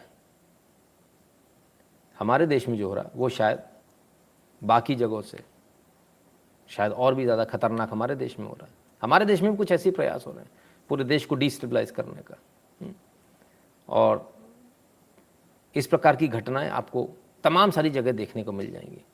और एक उनमें से सबसे जो बड़ी घटना है वो अब आपके सामने लेकर आता हूँ, और उस घटना को आप देखिए, समझिए, और इसके बाद में फिर अपन इसको लेकर आगे बात करते हैं। पंजाब की सरकारी बसों पर से नहीं हटेंगी भिंडरावाले की तस्वीरें, वापस लिया गया आदेश। भिंडरावाला की तस्वीरें पंजाब की सरकारी बसों पर लगा दी गई थी। हर सरकारी बस पर भिंडरावाला की एक तस्वीर थी, जो सामने जो विंडशील्ड होता है उसके ऊपर तस्वीर भिंडरावाला की लगा दी गई थी। इसको लेकर विवाद होने की संभावना थी। विवाद होने की संभावना थी तो वहाँ के जो एडिशनल डीजी हैं उन्होंने इस बात को लेकर पत्र लिखा, बोले कि इसको लेकर जो है कई अन्य संगठन इसको लेकर धरना प्रदर्शन कर सकते हैं, विरोध प्रदर्शन कर सकते हैं, तो इसलिए इन तस्वीरों को हटाना आवश्यक है कानून, लॉ एंड ऑर्डर मेंटेन करने के लिए। क्योंकि वो विरोध प्रदर्शन करेंगे फिर ये कट्टरपंथी आ जाएंगे, खालिस्तानी आ जाएंगे, फिर ये तलवार निकाल लाएंगे, तो मारकाट मचने की संभावना। मारकाट एक तरफा मचती है, वहाँ दो तरफा नहीं होती कि इधर से भी लड़ेगा आदमी ना। तो हिंदुओं के और इनके बीच में जो एक वो झगड़ा है वो बढ़ जाएगा। तो वो एक तरफा, पहले भी एक तरफा ही मारा था, बसों से उतार के अभी उस फिर से सरकारी बसों पर पोस्टर लगा दिए गए। तो ये कुल मिलाकर घटना। तो एडीजी लॉ एंड ऑर्डर ने बोला कि भाई इसको हटाया जाना चाहिए। उन्होंने एक आदेश दिया कि भाई इसको हटाया जाए, लेकिन वो हटाने की जगह उस आदेश को, जो आदेश था उसको जब हटाने की बात हुई तो ये जो कट्टरपंथी थे, जो खालिस्तानी थे, ये फिर आ गए तलवार निकाल के, बोले ऐसे कैसे हटेगी, हमारे होते हुए कैसे हट जाएगी, हम कोई तस्वीर नहीं हटने देंगे। बहरहाल इस बीच में पुलिस से जुमा झटकी भी हुई और पुलिस के कपड़े भी फटे। उन्होंने जो पोस्टर फाड़ा जैसी भिंडरावाले का, तो भाई सारे लोग हावी हो गए पुलिस पे, पुलिस के कपड़े फाड़ दिए। ये पंजाब की जे असल न्यूज़ बता रहा हूँ मैं आपको, है ना। तो साहब पुलिस के भी कपड़े वपड़े फट गए। ये सारी घटनाएं हुई। इसके बाद सरकार ने आज उस आदेश को वापस ले लिया। मतलब ये नहीं कहा कि पोस्टर हटाओ, कहते नहीं कोई बात नहीं, पोस्टर लगे रहने दो। मतलब अब ये सरकार की तरफ पहले एक आदेश जाता है कि पोस्टर हटाए जाने चाहिए, फिर कहते हैं हमने उस आदेश को रद्द कर दिया, उस आदेश को वापस ले लिया। यानी ऑफिशियली पंजाब सरकार की तरफ से अब ये ऑफिशियली अनाउंसमेंट है कि यदि पोस्टर लगा है भिंडरावाले का सरकारी बसों पर सरकार के आदेश अनुसार, तो उसे हटाया नहीं जाएगा। यानी सरकार ने अनुमति दे दी एक तरह से कि भिंडरावाले की आप तस्वीर लगा सकते हो। ये कुल मिलाकर इस खबर में एकदम स्पष्ट होता है, ठीक है। तो अब क्या कहें भिंडरावाले को, भाई सोचना पड़ेगा, समझना पड़ेगा। पंजाब में सरकारी बसों से नहीं हटेगी खालिस्तानी आतंकवादी, भिंडरावाले की तस्वीरें, धार्मिक भावनाओं का हवाला देकर पीछे हटी आप सरकार। लो भैया, तो भैया नहीं हटेंगी तस्वीरें, क्लियर है। किसकी? खालिस्तानी आतंक की। तो भाई मैं तो ये प्रिंट मीडिया वालों से कहूँगा, भाई आपने खालिस्तानी आतंकवादी लिख दिया, वहाँ तक तो ठीक है, पहले पूछ तो लो कि सरकार का क्या मन है। सरकार आतंकवादी मानती है, नहीं मानती? अगर नहीं मानती तो बात खत्म हो जाती है, फिर दूसरों को काय को झगड़े में डाल रही सरकार। मानती है तो फिर ये आदेश दे कि भाई इस तस्वीरें नहीं लग सकती। मतलब बड़े कमाल की बात है, एक तरफ आप आतंकवादी लिस्ट में डालकर चलते हो, दूसरी तरफ आप तस्वीरें लगाते हो, और तीसरी तरफ आप आदेश वापस ले लेते हो। राज्य सरकार का यह हाल है, केंद्र सरकार का ज़्यादा दखल नहीं बनता, लेकिन जितना बनता वो भी हम आपको बताएंगे अभी थोड़ी देर बाद। केंद्र का भी बताएंगे जो दखल बनता है, लेकिन जो वो कर रहे हैं वो भी आपके सामने आएगा। तो साहब कुल मिला के अब सवाल ये उठता है कि क्या ये खालिस्तान की वापसी है पंजाब में? क्या ये वापसी है खालिस्तान की? मैं जितने भी यहाँ पर जितने भी सिख धर्म को मानने वाले जो उनके फॉलोअर्स हैं, उनसे मैं एक सवाल करना चाहता हूँ, अपने कीपैड तैयार रखिए। क्या आपको लगता है ये सही हो रहा है? सिर्फ सिख जवाब दें, दूसरे ना कूदें। हमारे यहाँ दूसरे लोग जो पॉपकॉर्न है ना वो पहले कूद आते हैं बट्टे से, तो वो ना जवाब दें, सिर्फ सिख जवाब दें, जो केशधारी खासकर वो सिख, वो जवाब दें कि भाई क्या आपको लगता है सही है, अगर सही है तो दिल खोल कर लिखिए सही है, और अगर आप उनको संत मानते हैं तो ये लिखिए कि वो संत है, अगर आप ये मानते हैं कि नहीं ये गलत है, आतंकवादी मानते हैं, तो फिर वो उस तरीके से लिखिए। लेकिन कुल मिलाकर ये बात हमको समझ में नहीं आ रही कि आखिर ये चल क्या रहा है पंजाब में, और पंजाब किन के पास चला गया। डिम्पल जी कितने गलत है जी, गलत हो रहा है सर। मुझे एक चीज़ समझ में नहीं आती, हमारे यहाँ जितने लोग आते हैं वो सब कहते हैं गलत हो रहा है, लेकिन पंजाब में सब कुछ उल्टा हो रहा है। आखिर ये हो क्या रहा है? या तो हमारे पास इन्फॉर्मेशन गलत आ रही है, या तो आप लोग हमसे गलत बोल रहे हो, या फिर आप लोग वो चुनिंदा लोग हो, या बाकी लोग जो देख रहे हैं, जो मेरे वीडियो वायरल करते हैं, ये इसका कंग की गुगा करो, है ना। आप लोगों के तो बहुत सारे वीडियो वायरल हुए ना पंजाब में मेरे, तो वो या तो चुप बैठे रहते हैं, वो सिर्फ बैठे रहते हैं देखते देखते, बोलेंगे नहीं। तो बोल दो, इतना डरो मत, बोल दो, कमेंट करने में थोड़ी कुछ तुम्हारे को है ना। तो खैर बहरहाल अगर ऐसी ही स्थिति है तो ये बड़ा मुश्किल लगता है पंजाब के लिए आने वाला समय जो है, it is very very bad. Balbir Bhatia ji कहते हैं। तो भाटिया साहब आप जहाँ भी रहते हैं कम से कम पंजाब में अपनी लोकेशन मत डालिएगा, क्योंकि ये लोग ठीक लोग नहीं हैं। मैंने कई सारे ऐसे लोगों को देखा जिनके घर ये लोग पहुँच गए, उनको परेशान करना शुरू किया, इस तरह की हरकतें वहाँ हो रही हैं ना। तो अब ये चीज़ धीरे धीरे बढ़ रही है। तो बड़ी विचित्र बात है, बड़ी चिंता की बात है कि आखिर पंजाब को किस तरफ ले जाया जा रहा है। क्या पंजाब को फिर से इंसर्जेंसी, जो हमें डर था, जिस बात के लिए हम लगातार बोल रहे थे, और जिस बात का गुस्सा भी आपने मेरे देखा होगा जब इलेक्शन के रिजल्ट आए, तो ये क्या पंजाब को फिर से इंसर्जेंसी की दौर पर ले जाने की कोशिश है? ये तो बड़ी चिंता का विषय है। और अगर ऐसा ही है तो फिर बड़ा मुश्किल है पंजाब के लिए। अच्छा भला एक विकसित राज्य, आप सोचिए सबसे समृद्ध राज्यों में से पंजाब आता है, और मैं तो तब गया था जब इंसर्जेंसी के बाद की बात बता रहा हूँ, जब सब बर्बाद होने के बाद फिर गया था, फिर खड़ा कर लिया उन्होंने पंजाब, अब फिर से बर्बाद करने की जुगाड़ है। तो बेसिकली क्या है, ये जो विश्व के जो लोग हैं, अब क्यों बर्बाद करने की जुगाड़ है इसको समझिए, आप पहले इसको समझिए। मशीनरी के मामले में पंजाबी बहुत स्मार्ट होते हैं। कोई मशीन आई वो खट से इंडिया में बना देते हैं, वहाँ की छोड़िए अपनी खुद की बना देते हैं। वो आपके यहाँ जो कौन सा जो कंबाइन चलता था ना, उसकी जगह देखो पंजाब में कितने वो छोटे छोटे उन्होंने लगा दिए, वो बिल्कुल नीचे से काट देते हैं फसल को, तो वो ठूंठ भी नहीं रहते हैं। तो ऐसी तमाम सारी चीज़ें इन्होंने विकसित करी। तो दिमाग है, दिमाग को इम्प्लीमेंट भी कर लेते हैं। अब दिमाग को अगर इम्प्लीमेंट कर लेंगे तो पंजाब आगे बढ़ जाएगा, पंजाब आगे बढ़ जाएगा तो देश भी तो, भारत भी तो आगे बढ़ेगा। तो क्या करो, पंजाब में आग लगा दो, पंजाब पहले नशा भेज दो, नशा पी के सब पड़े रहें। अरे सर यही पंजाब है जो कास्टिंग में नंबर 1 हुआ करता था, आज भी उसकी जैसी क्वालिटी कहीं नहीं है। हावड़ा सस्ता जरूर है, क्वालिटी नहीं है। मंडी गोविंदगढ़ सबसे सस्ती मंडी थी लोहे की, शायद अभी भी हो, लेकिन धीरे से हावड़ा और पंजाब 2 का लोहे के मामले में काफ़ी ये चलता था, और भी बहुत सारी चीज़ें, ठीक है ना। तो धीरे धीरे करके पहले इतना फर्टिलाइज़र फेंकवा दो, अंटशंट फेंकवा दो, लोगों को गुमराह कर दो। भाई समझते तो है नहीं किसान कि भाई कम पैदावार हो लेकिन नुकसान ना हो, कि पूरे कैंसर कैपिटल बना दिया आपने देश का। फिर आपने नशा, वहाँ पर इतना नशा उतारा पंजाब के अंदर दुनिया जहान से, कि वो मैं समझता हूँ विश्व का शायद नशे का कैपिटल पूरा बना दिया उसको। अब जो सरकार आई, ये जो सरकार है आम आदमी पार्टी, बोले हम तो 10 दिन में नशा खत्म कर देंगे, और उनकी मैडम पहुँच जाती, बोले नशे वाले का तुम छापा कैसे मार रहे हो मेरे से बिना पूछे हुए। चल क्या रहा है? तो ये जो पुन्नू टुन्नू टाइप के जो लोग हैं, जो आईएसआई के गुर्गे, नहीं गुर्गे तो बहुत अच्छा शब्द होता है, आईएसआई के जो जूते साफ़ करते हैं, है ना, उनके नौकर भी अच्छा शब्द हो जाएगा, कुछ और थोड़ा नीचे वाला शब्द हो ना। तो आईएसआई के जो लोग जूते साफ़ करते हैं, ये लोग असल में पंजाब में जो यूथ है उनको भड़काने का काम कर रहे हैं। और ये सारी चीज़ें अब आपके सामने, और क्योंकि एक पंजाब की एक बात है, वो हो सकता है बुरा लग जाए पंजाबियों पर, आपको बताना बहुत आवश्यक है। वो अपने गुमान में रहते हैं, असी ऐ कर देंगे वो कर देंगे। तो वो जो एक जो गुमान है ना, जो ब्लड के अंदर है, वही चीज़ बच्चों में भी आ रहा है। तो वो सुनेंगे भी नहीं किसी की, मानेंगे भी नहीं किसी की, अरे हम तो ऐसा कर देंगे, हम तो वैसा कर देंगे, यही चलेगा। लेकिन सर ये खूब कर लीजिए आप, अल्टीमेटली बर्बाद पंजाब होने वाला है, हमको उसका इफेक्ट नहीं पड़ने वाला है, हम आपको समझा रहे हैं, है ना। खैर तो साहब फोटो लगी रहेगी, फोटो नहीं हटेगी, ठीक है। तो फोटो किसकी हटेगी फिर?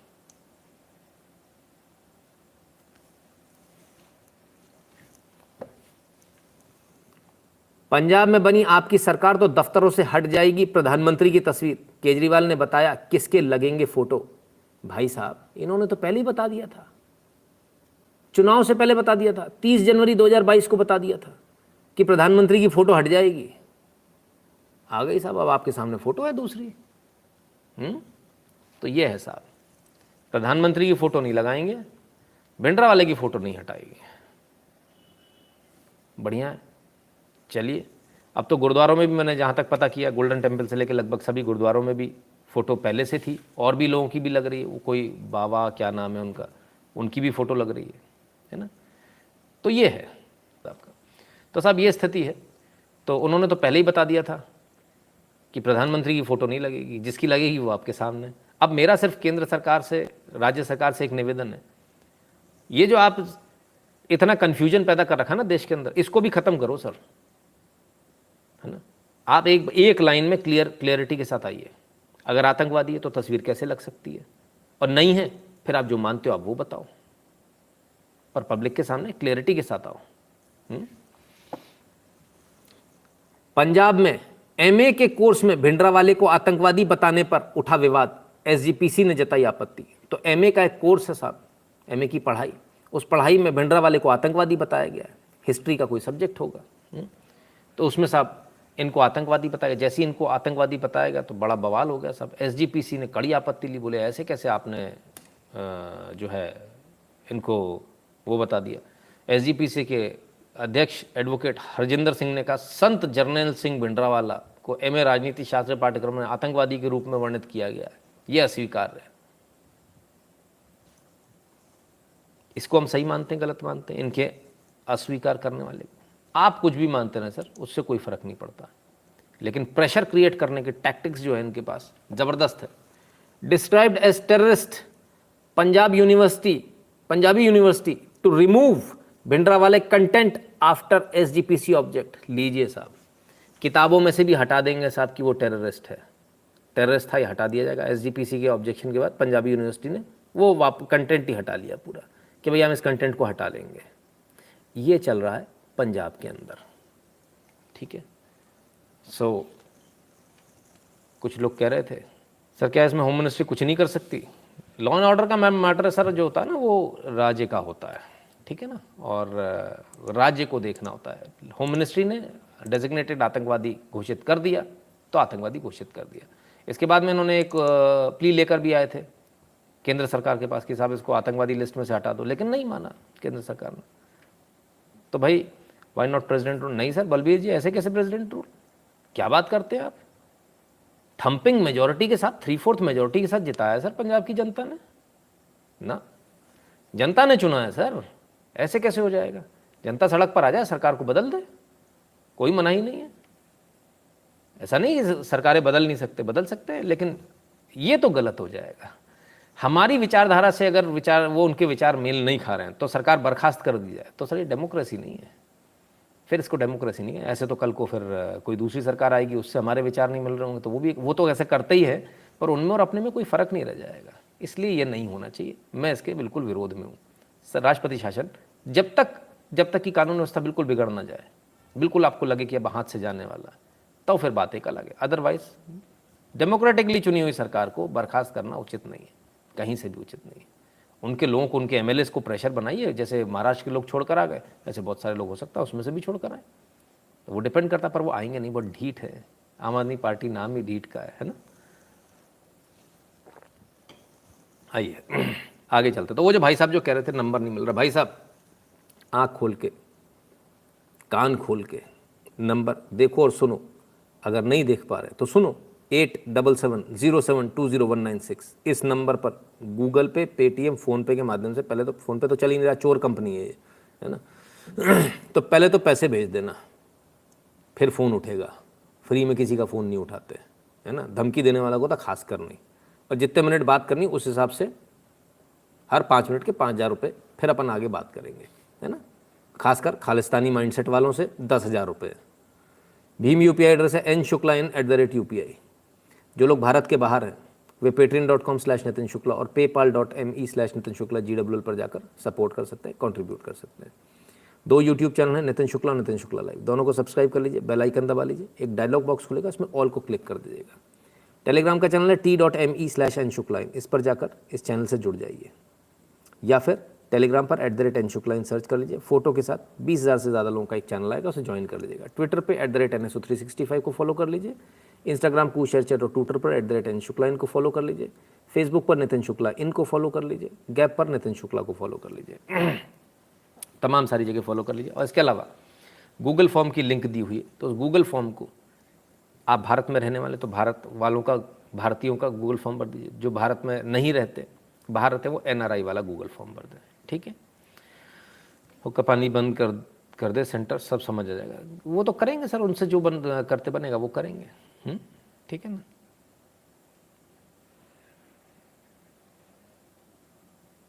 चलिए राकेश शर्मा विनिंग आप इन पंजाब शोज खालिस्तानी मेजॉरिटी।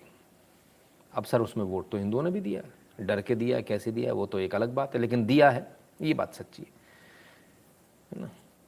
हाँ सैलरी तो सर है ही है ना। तो सुरजीत जी कहते हैं कि साहब it was Congress government which labelled him terrorist, he got angry the way it was used by Congress, it only created drift between Hindu and Sikhs in Punjab. Surjit ji आप संभवतः आपने पूरी वीडियोस नहीं देखी, संभवतः आपके पास में पूरी जानकारी नहीं, कभी मुझे फ़ोन लगा लीजिएगा, मैं आपको पूरी जानकारी दे दूंगा इस बारे में, है ना। Nobody labelled him terrorist until unless, जब कानून को ताक पे रख दिया। एक बात बताइए सुरजीत जी, अगर आपके पास में वारंट आए, पुलिस का फ़ोन आए, आपको थाने आना, आप क्या करोगे? देर आर ओनली 2 ऑप्शंस, या तो आप जाओगे या फिर आप कोर्ट से उसके अगेंस्ट में स्टे लाओगे कि साहब मुझे अरेस्ट करने की, या अरेस्ट कर लेंगे ऐसी मुझे उम्मीद है, तो ये काम करेंगे। आप कानून को धता नहीं बता सकते। अब देखते हैं आने वाला समय क्या होगा। खैर पंजाब से एक और खबर ले लीजिए, और बड़ी खबर, जो मोदी जी के समर्थक माने जाते हैं दलेर मेहंदी, आज उनको जेल हो गई 2 साल की। पंजाबी सिंगर दलेर मेहंदी गिरफ्तार, 2003 के कबूतरबाजी केस में 2 साल की कैद की सज़ा बरकरार, पटियाला जेल भेजा जाएगा, सिद्धू भी यहीं कैद है।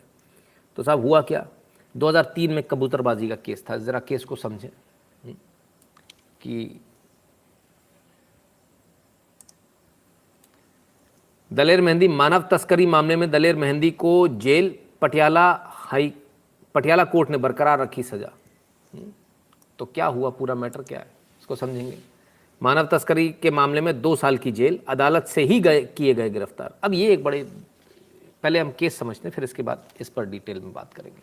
केस क्या था कि 2003 में इनके ऊपर एक आरोप लगा। आरोप ये लगा कि अपने साथ ट्रूप लेकर जाते हैं, बाहर परफॉर्मेंस देने जाते हैं तो ट्रूप लेकर जाते हैं। बिल्कुल, अगर हम भी आपके आएंगे तो हमारे को बाकायदा ट्रूप ले जाने की परमिशन मिलेगी। अगर हम अमेरिका आते हैं और हम ये कहेंगे मोटिवेशनल स्पीकर है या हमको वहाँ हमारा प्रोग्राम है, तो हमको ट्रूप ले जाने की परमिशन होती है कि आप अपने साथ एक नियत, हर व्यक्ति के हिसाब से नियत रहता, 10 लोग 12 लोग कितने आप ले जा सकते हो, तो उनको वीज़ा भी मिल जाएगा, वो वहाँ जा सकते हैं।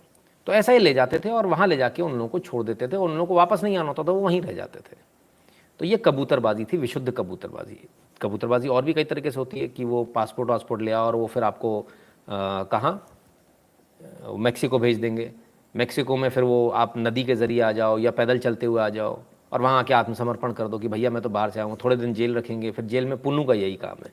जेल में से पुन्नू फिर जो है वो लॉयर है, उसका यही काम है, कोई भी हो उससे मोटे पैसे लेकर जो है वो फिर उसको वहाँ से ज़मानत करवा के छुड़वाता। फिर वो कहता मेरे पास तो कोई आइडेंटिटी नहीं है, मैं वापस जा ही नहीं सकता हूँ, मैं कहाँ का हूँ मुझे नहीं मालूम, तो वहीं रह जाते हैं और इस प्रकार से अमेरिका में बस जाते हैं। तो ये अमेरिका में बसने का एक जो पागलपन जो एक लोगों के मन में है, अपने देश को अमेरिका नहीं बनाना चाहते, अमेरिका में जाके बसना चाहते हैं, तो ऐसे लोग जाते हैं। तो इनके ऊपर आरोप है कि ये इस प्रकार से लेकर गए, इन्होंने फेंसिंग वेंसिंग तो नहीं खुदाई, ये सीधे लेकर गए और सीधे उन्होंने बढ़िया शिकागो एयरपोर्ट पर ही छोड़ दिया, बोले आप खुले हो, आराम से जाओ। तो ये इनके ऊपर आरोप था 2003 का। आरोप ये आरोप JMFC यानी जुडिशियल मजिस्ट्रेट फर्स्ट क्लास, सबसे छोटा जज होता है, पहले उस अदालत में चला। अब इसकी अपील इन्होंने करी थी, जमानत ली थी, उस केस के जो फैसला इनके खिलाफ आया था उसमें इन्होंने जमानत ली थी। आज ये फैसला इसके बाद इन्होंने DJ यानी डिस्ट्रिक्ट जज, सेशंस जज जैसे बोलते ना, तो वहाँ उस DJ के पास ये केस चला। JMFC की अपील DJ के पास होती है। DJ के पास जब ये केस चला तो DJ ने सज़ा को बरकरार रखा, 2 साल की सज़ा थी, क्योंकि ये जमानत पर थे तो सज़ा उनकी कन्फर्म हो गई उसी कोर्ट से, तो इनको वहाँ हाल के हाल जेल भी भेज दिया गया। लेकिन बड़े कमाल की बात है कि यूजुअली जो ऐसा होता है, ऐसे किसी केसेस में होता है, तो वहाँ पर शायद 2.5 साल या उससे कम की सज़ा पर यदि रहता है, या 3 साल, 2.5 या 3 साल का कुछ वो है, मुझे एग्जैक्टली अभी याद नहीं आ रहा, तो उससे कम की सज़ा पर इमीडिएट अरेस्ट नहीं करते हैं, आपको रिलीफ देते हैं कि आप हाई कोर्ट में इसकी अपील कर सकते हो। लेकिन यहाँ पर ऐसा नहीं है, उनको तुरंत गिरफ्तार कर लिया गया। ये बात थोड़ी सी समझ में नहीं आई, क्योंकि यूजुअली हमने जो देखा है, जितने यहाँ पर वकील हों वो इस बात की तस्दीक करेंगे कि मौका दिया जाता है कि आप अपील कर सकते हैं, 10-15 दिन का उसमें समय होता है कि आप जाके ज़मानत ले लीजिए अपनी। लेकिन यहाँ पर ऐसा नहीं है। भिंडरावाले किल्ड 38,000 हिंदूज, नाम पूछ कर मारा, हाँ राकेश शर्मा जी, इसमें कोई दो राय नहीं है, ठीक है ना। तो ये ऐसा क्यों हुआ, ये समझ में नहीं आया। अब 3 वर्ष तक, मेरे ख्याल से शायद 2.5 है, हो सकता है 3 हो, मुझे एग्जैक्टली याद नहीं आ रहा। तो खैर, तो एकदम से इमीडिएट अरेस्ट करना कुछ समझ में नहीं आया। और जो लोग ये समझते हैं कि जो मोदी करीबी उनको कुछ नहीं होता, तो एक बार फिर से समझ लें कि इन्होंने हर बार जो है मोदी जी के पक्ष में आकर बात कही थी, इसके बावजूद इनको सज़ा हुई। कानून सबके लिए बराबर, और इसको समझ लीजिए कि कानून से कोई बच नहीं सकता, चाहे वो मोदी का खास हो, चाहे कुछ भी हो। तो बहरहाल दलेर मेहंदी जी जेल चले गए। जेल तो आज एक और चला गया, उसको तो भूल ही गए आप। अरे वो अपने जूसुअर भैया, वो फिर से जेल चले गए। ओफो, बड़ी आफत है साहब। जुबैर को एक और झटका, हाथरस कोर्ट ने 14 दिन की न्यायिक हिरासत में भेजा। तो साहब 14 दिन की न्यायिक हिरासत में पहुंच गए। हाथरस कोर्ट ने इनको 14 दिन की न्यायिक हिरासत में भेज दिया। धाराएं कौन सी, वही धारा है, धारा 153, 295, 298, 67 IT एक्ट। एक नहीं, 2 मामले हैं इनके ऊपर, है ना। हाथरस कोर्ट में इनके ऊपर 2 मामले थे। इतने मामले हैं कि साहब शासन प्रशासन ढूंढ ढूंढ के परेशान है, बोले क्या बवाल है, कितने मामले इनके खिलाफ, समझ में नहीं आ रहा। ऑल्ट न्यूज़ के सह संस्थापक मोहम्मद जुबैर को हाथरस की अदालत में पेश होने के बाद 14 दिन की न्यायिक हिरासत में भेजा। उनके खिलाफ 2018 में हाथरस जिले में 2 मामले दर्ज किए गए थे, 2018 में, ठीक है। पुराने मामले दर्ज हैं, फरार थे साहब, फरारी काट रहे थे, कोई इनके घर जाता था तो भग जाते थे। खैर इन्होंने तो झूठ बोला था, और यहाँ तक बोला था कि अहमदाबाद में रहते, लेकिन ये निकले बेंगलुरु के।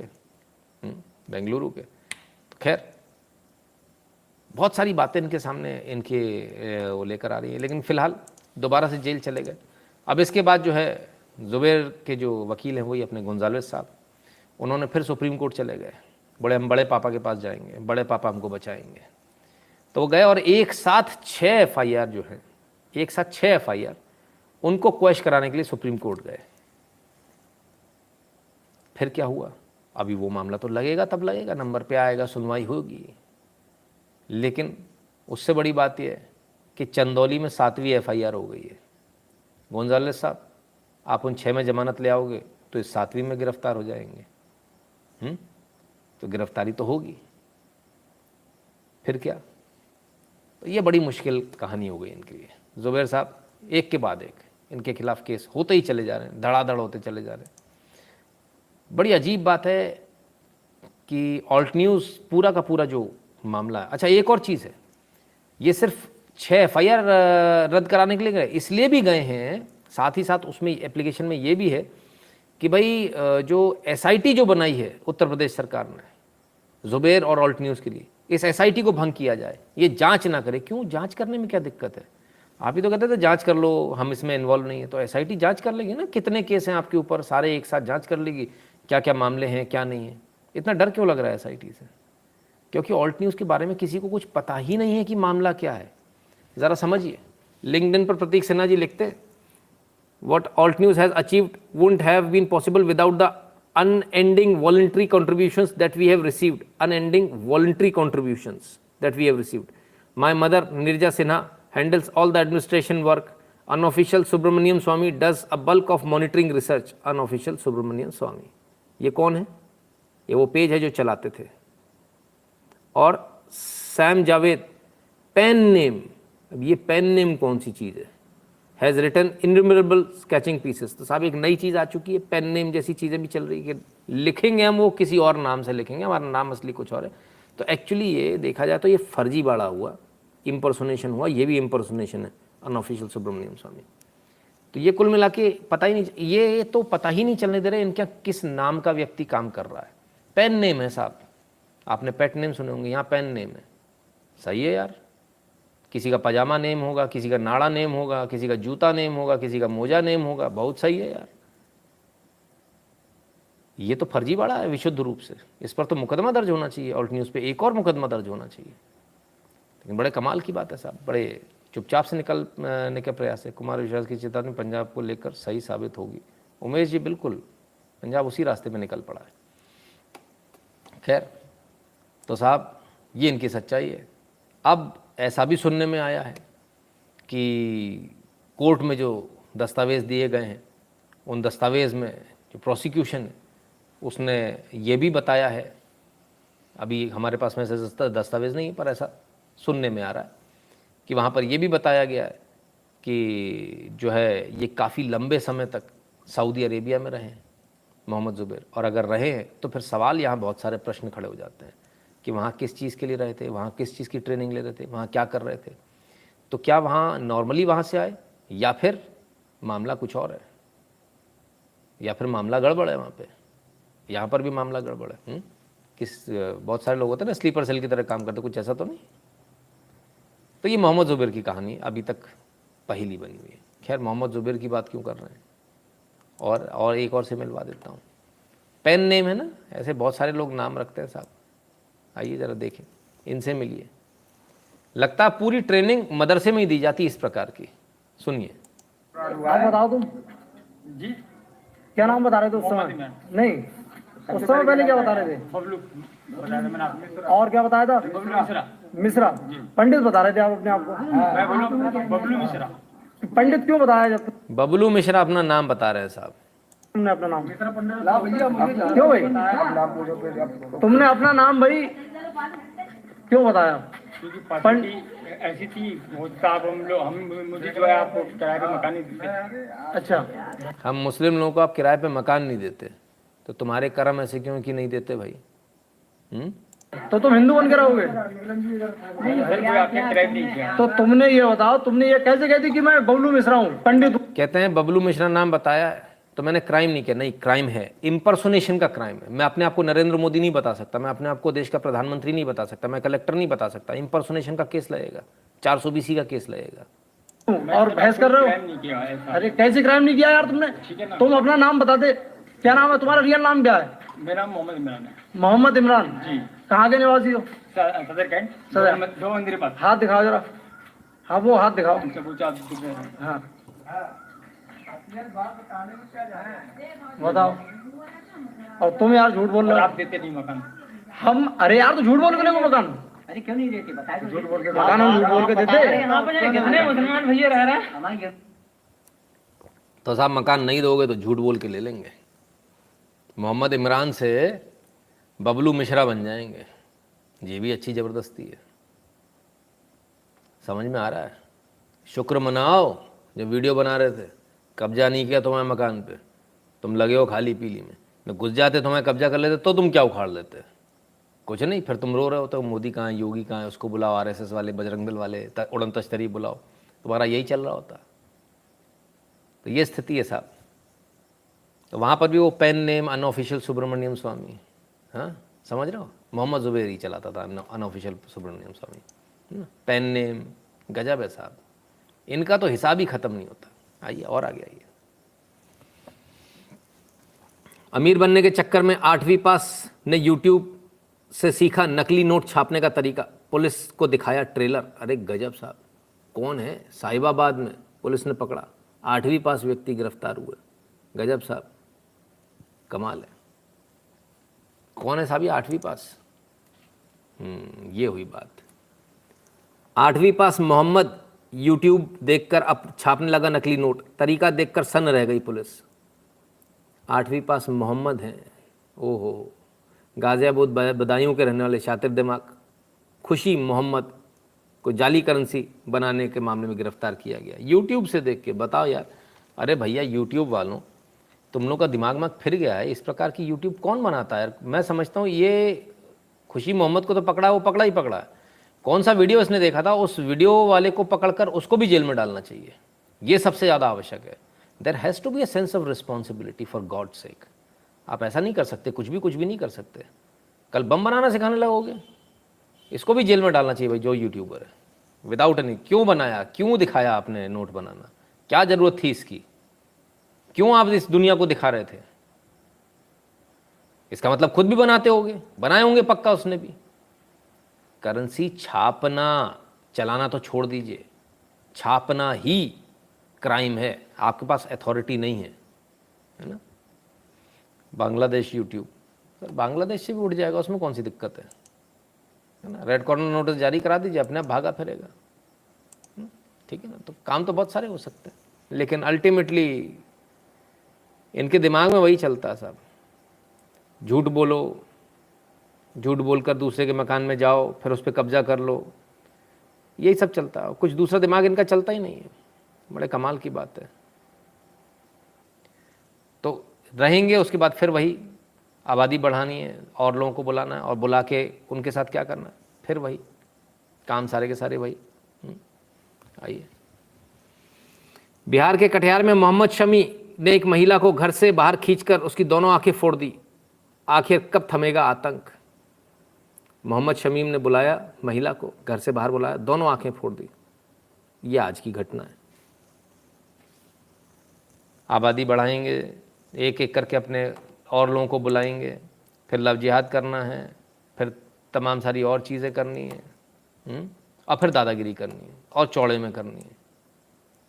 इंदौर का देखें, आइए इंदौर का ज़रा वीडियो देखिए, ज़रा देखिए ये कैसे पहले ये लड़का मारता, उसके बाद ये इसके साथ में जो भी है, इसकी बीवी है कौन है, वो मारना शुरू करती है पुलिस वाले को, दिन दहाड़े चौराहे पर।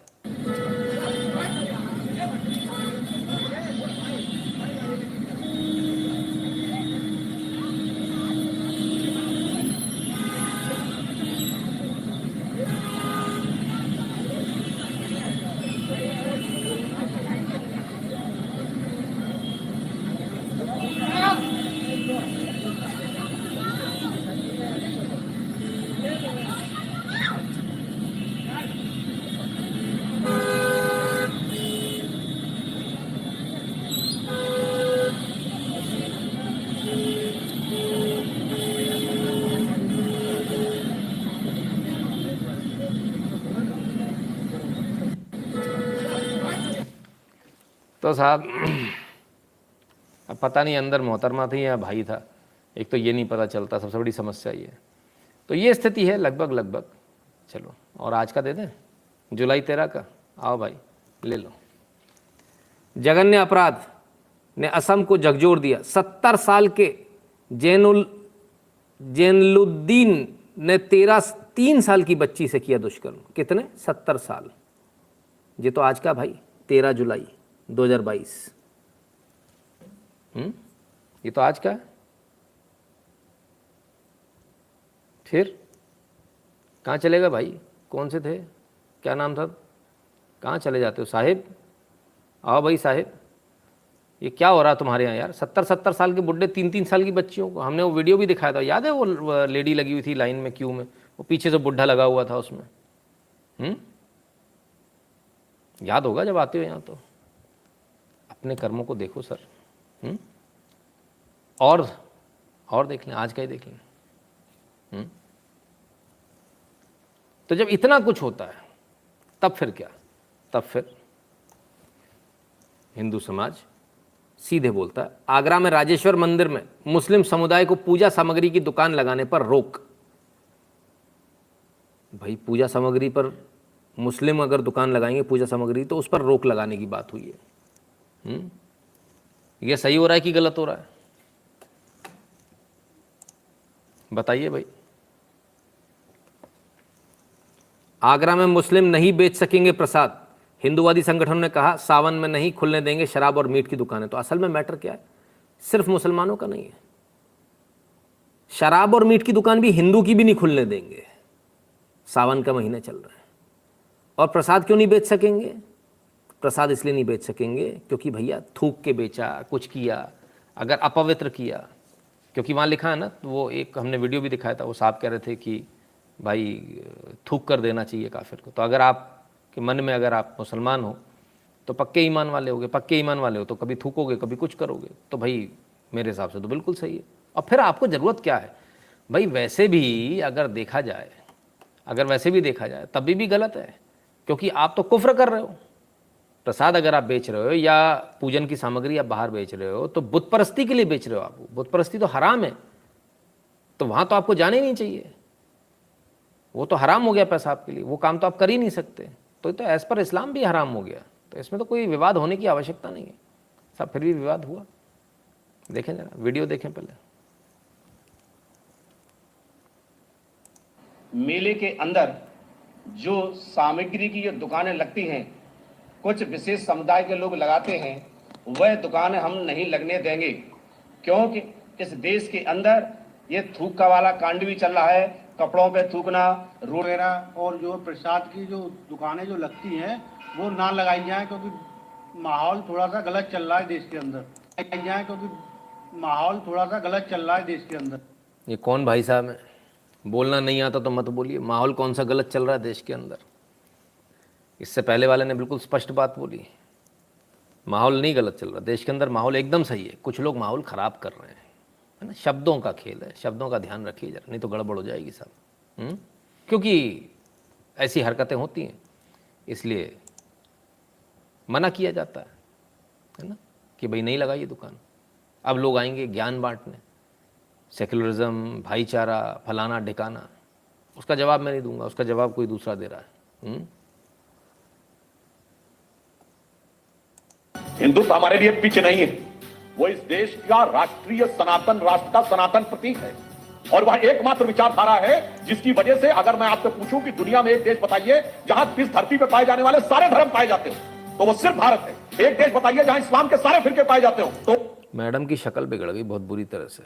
वो सिर्फ भारत है। एक देश जहां यहूदियों के साथ अन्याय नहीं हुआ, वो सिर्फ भारत है। और इसलिए चूंकि यहाँ की संस्कृति हिंदू है और हिंदू बाहुल्य है, इसलिए इवन देश के जो हिस्से हिंदू माइनॉरिटी में आ जाते हैं, वहां दूसरा धर्म नहीं रह पाता है। बताइए कश्मीर मेजॉरिटी हो गया, मुस्लिम मेजॉरिटी। आज बताइए 4 फिरके होते थे ना इनके सूफियों के, है चारों, नक्शबंदी, सोहरावर्दी, चिश्ती और कादरी। बता दे कहां है? खत्म। और जो इलाके बंगाल के मुस्लिम बाहुल्य हो गए, खत्म। हिंदू जहां पर है वहीं पर सर्वधर्म संभाव है।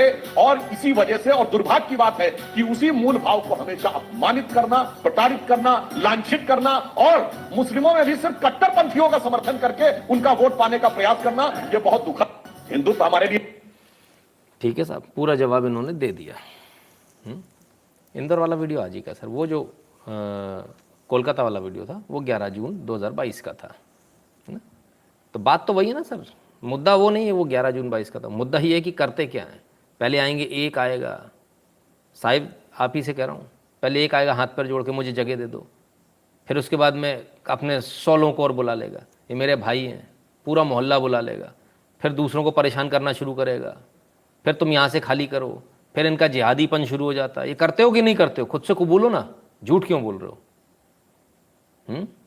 कितने रामपुरा के नाम बदल दिए आप लोगों ने। झूठ मत बोलो, सच बोलो, सच पर लड़ो तो अच्छा लगेगा, झूठ बोल के थोड़ी काम होगा। तो सिर्फ हिंदुओं की स्थिति यहाँ ऐसी है? अच्छा, सब जगह ये जो मामला ना सिर्फ हिंदुस्तान का नहीं है, सब जगह यही हाल है। आइए देखें। हाँ साहिब, ये देखो, ये भी कभी हमारा इलाका था जो पाकिस्तान के ले लिया कुछ गुंडे बदमाशों ने। अब वहाँ क्या हो रहा है देखो।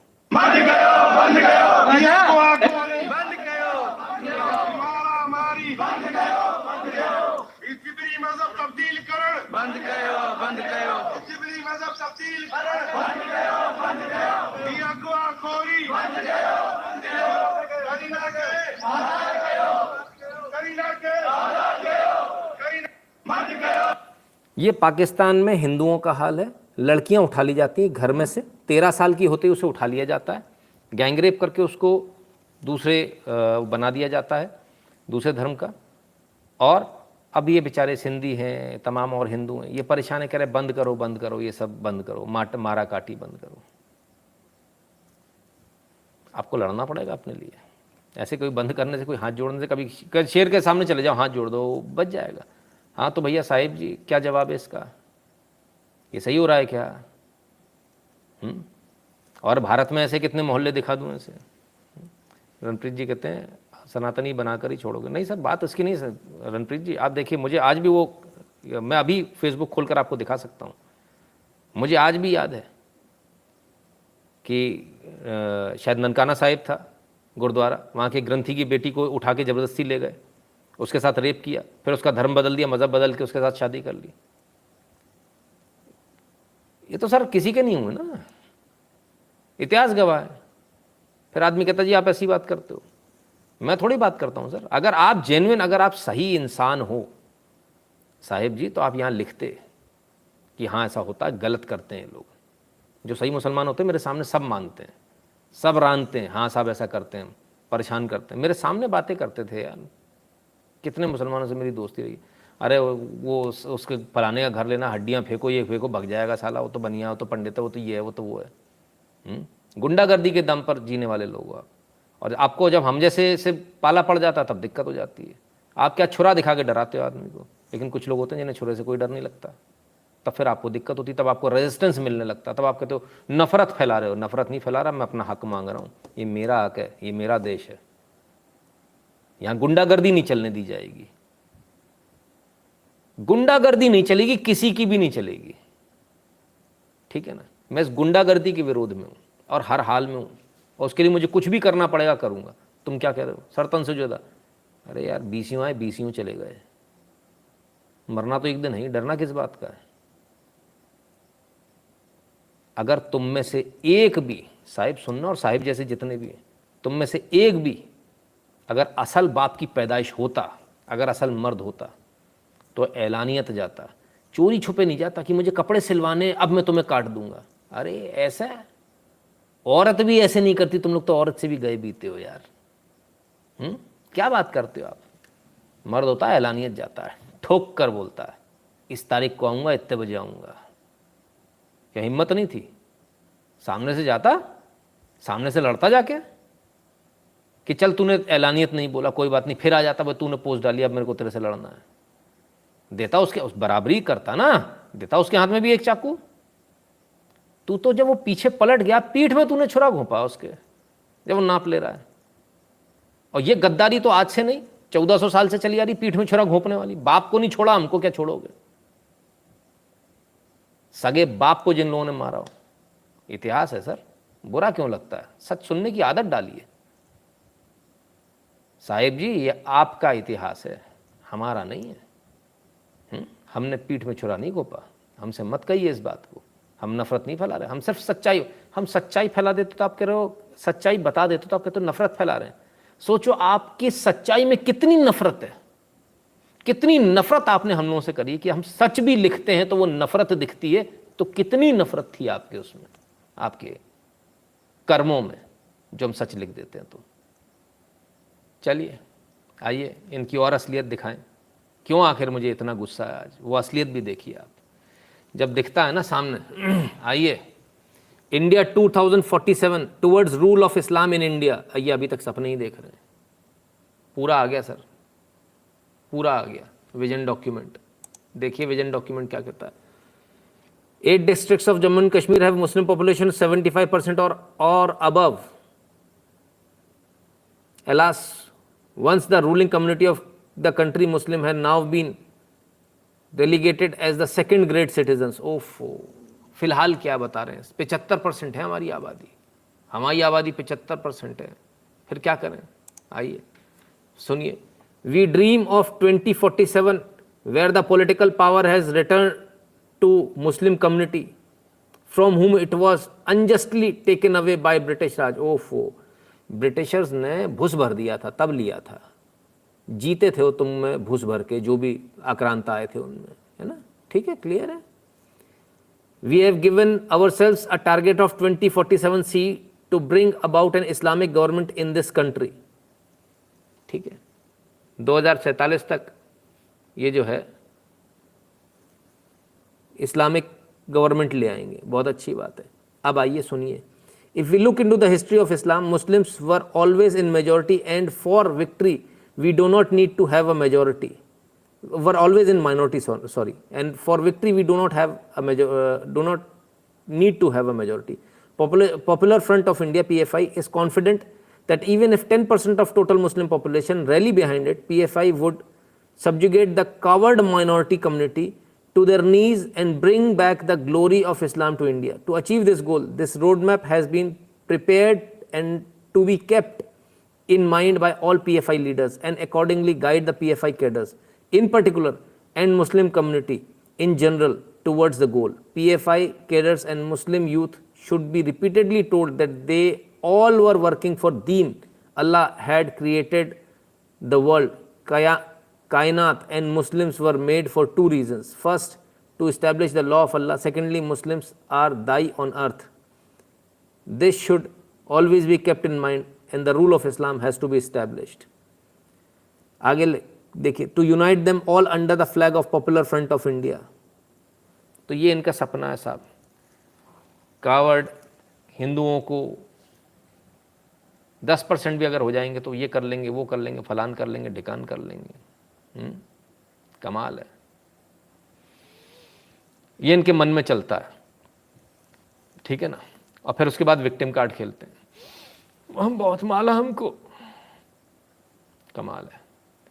आज वो ज्ञान देते हैं सेक्युलर का, जो तलवार देखकर सलवार खोल देते थे और सब पुनः बड़ा है बनने की होड़ में पीछे से गला काट रहे हैं। संदीप चौधरी जी सबके सामने है, एकदम क्लियर है।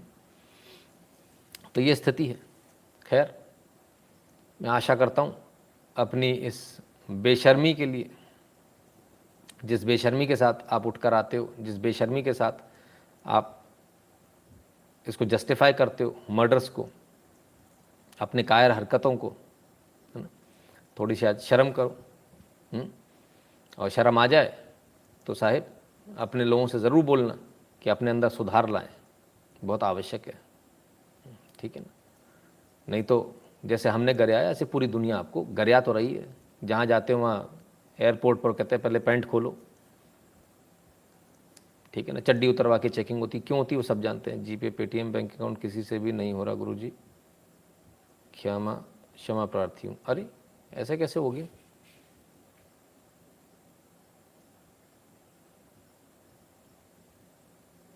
चलिए, अमित गुप्ता जी कहते British to control from Marathas not Mughals. नहीं, वो तो अपनी गलतफहमी में जी रहे हैं ना, उनका क्या करें। उनको लगता है उन्हें राज के, सर गवर्नमेंट बैन क्यों नहीं करती पीएफआई को, क्या मजबूरी है? कोर्ट में केस चल रहा है सर पीएफआई के बैन को लेकर, तो गवर्नमेंट यहाँ हस्तक्षेप नहीं कर सकती, उसका प्रीव्यू नहीं है ना, कर ही नहीं सकते। पद्मावली जी कहते हैं की point here is coward Hindus. Yes, बिल्कुल सर, आप ज़बरदस्त हैं। उमंग अरोड़ा कहते हैं धन्यवाद भैया। रोहन कहते हैं but sir they can dream as they can do it, we just waiting for superman. Do you honestly think we will revolt और फाइट बैक? बिल्कुल, जो आपका सवाल है वही मेरा भी सवाल है, इसमें कोई दो राय नहीं है। कि वाकई में सुपरमैन का इंतजार हो रहा है, ठीक है ना। तुषार जी, अभी हाल मैंने बताया मामला कोर्ट में है, इसलिए इसमें कोई भी बीच में नहीं कूद सकता बैन करने के लिए, ठीक है ना। चलिए, तो साहब ये हिंदुओं की हालत है, हिंदू कावड़ है, इनको 10% लोग बकरियों की तरह हाँक लेंगे। अच्छा जी, शुड बी गिवन, कौन जो इनके वो हैं, should be given training on attacking and defensive techniques, use of swords, rods and other weapons. ये ट्रेनिंग देने की बातें कर रहे हैं साहब, है ना। ये नफरत फैला रहे कि नहीं फैला रहे? कहाँ गया भाई वो साहेब जी? आइए, नफरत फैल रही है कि नहीं फैल रही है, या प्यार फैल रहा है पीएफआई की तरफ से? PFI and use violence selectively to demonstrate our strength and terrorize our opponents while limiting exposure of our trained cadres to security forces. From all the cadres who are being given PE, physical, those who with talent are to be spotted and recruited to be given advanced training on weapons including firearms and explosives. Meanwhile, party should utilize concepts such as national flag, Constitution and Ambedkar to shield the real intention of establishing an Islamic rule, to reach out to SC, STs, OBCs. We would reach out to our executive and judiciary and also strive to infiltrate our members in these at all levels in order to gather information and get favorable outcome in matters of our interest. Further licensing is to be established with foreign Islamic countries for funding and other help. तो साहब कहते हैं कि पहले हम छोटी training देंगे, उनमें से जो लोग निकल कर आएंगे जिन पर हमें विश्वास होगा उनको फिर हम बम बनाने की, बंदूक चलाने की तमाम सारी देंगे। नेशनल फ्लैग का इस्तेमाल करना है, कॉन्स्टिट्यूशन अम्बेडकर का इस्तेमाल करना, अपने आप को छुपा कर रखना है, कैमोफ्लाज उसके पीछे छुपा कर रखेंगे, शील्ड करेंगे अपने आप को इन सब चीज़ों से, और टेरराइज करेंगे हिंदू कम्युनिटी को। वेरी गुड, बहुत बढ़िया। हमने कहा Guru ji, I feel today tested waters with latest Ajmer stunt and others as Hindus have become cool. बिल्कुल बिल्कुल। Survive Modi give FCR to SGPC, please say something. Rishi Sharma ji, सारी बातें थोड़ी बोली जाती है ना, जो बोलना था बोल दिया उस समय पर।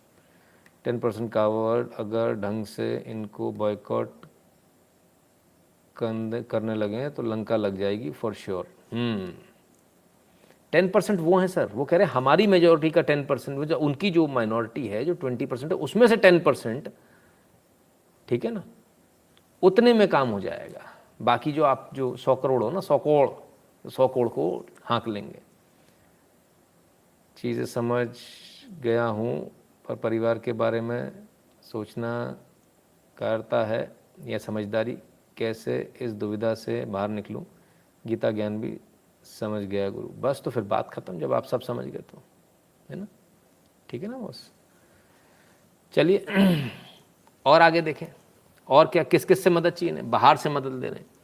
In third stage, party should form close allies with SC, ST, OBCs and win election at all levels, at least in few seats. The party should gain the trust of 50% of Muslim and 10% of SC, ST, OBC in this stage. Political victories should be utilized to further expand the organization and the party. We need to create a split between RSS, SC, ST, OBC by projecting that RSS is an organization interested only in welfare of upper caste Hindus. We need to discredit existing so-called secular parties by questioning their secularism and projecting the need for Muslim and SC, ST, OBC to have their own parties to project their interests. All the frontal organizations should continue work already being undertaken in previous stages. The PE department should project its strength through discipline of its member, uniformed marches and intervening physically in the defense of the community wherever required and attacking anyone against its interests. Stockpiling of weapons and explosives should be done in this stage. तीसरी stage में क्या करेंगे कि 50, पहले बात तो 100% मुस्लिम हमको vote करें, वो तो करते हैं। इसके बाद SC, ST, OBC को अपने साथ लाएंगे, बाकी लोगों को अलग करेंगे, उनको सबको दूसरी तरफ करेंगे और RSS से दूरी कराएंगे, बताएंगे कि तो अपर क्लास मेजॉरिटी वाले लोग हैं, अपर क्लास वाले लोग हैं, इनसे बात मत करो।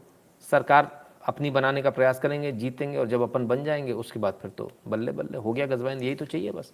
फिर उसके बाद देखिए सबसे बड़ी खूबी यही है, ये जो इस्लाम का जो आप जब भी आप देखेंगे ना तो आपको यही खूबी दिखेगी कि जहाँ भी जाते हैं मगरमच्छ की तरह बिल्कुल दबे पाँव जाते हैं। जैसे मगरमच्छ एकदम से झपट्टा मारता है ना, फिर कोई चांस नहीं बचता, इनका भी ऐसे रहता, बिल्कुल चुपचाप रहेंगे, लहर नहीं उठती है। एकदम से इसके बाद झपट्टा जब मारते हैं तो पूरी सत्ता चेंज होती है इनकी खटाक से। हर देश में ऐसा ही हुआ है, आप देख लीजिए उठाकर। लॉन्ग टिल गुंतनबे और Chinese system is implemented India. अरे साहब बहुत दूर की बात कर रहे हो आप, बहुत दूर की, ठीक है। चलिए और आगे देखें। The party should also gain the trust of 50% of SC, ST, OBC. All important positions in this executive and judiciary as well as the police and army are to be filled with loyal cadres. The door of all government departments. क्या अग्निवीर में किसको भरना है? वो तो अपने यहाँ के लोग तो आपको समझा रहे थे कि अग्निवीर में भरना ही नहीं, कोई ज़रूरत ही नहीं है। फिर including army and police will be open to be filled by loyal Muslims and ST, SC, OBCs to correct the past injustice. Those against our interest are to be eliminated. These PE cadres would also act as a safeguard against influence of security forces by our opponents. When we have enough trained cadres and stockpiling of arms, we would declare new constitution based on the Islamic principle. External forces would also come for help at this stage. There would be systematic, widespread elimination of our opponents and return of Islamic glory. ले भैया ये सब हो जाएगा। उसके बाद में एक जो मैंने अभी हाल आपसे बोला, एक रात में बस फिर हो जाएगा डायरेक्ट एक्शन डे, खेल खत्म। Elimination of our opponents, wide spread elimination, ठीक है। Has become Muslim community has become so wide, Muslim community should always be reminded about the atrocities perpetrated upon them during demolition of Babri Masjid, communal rights and lynching of Muslims, there should be concerted efforts by all state units to make Muslims believe that RSS-led government was planning to declare India Hindu Rashtra and drive Muslim out of the country. झूठ फैलाओ, प्रपंच फैलाओ, और क्या क्या झूठ फैलाने हैं? Inclusiveness, outreach and engagement, mobilisation.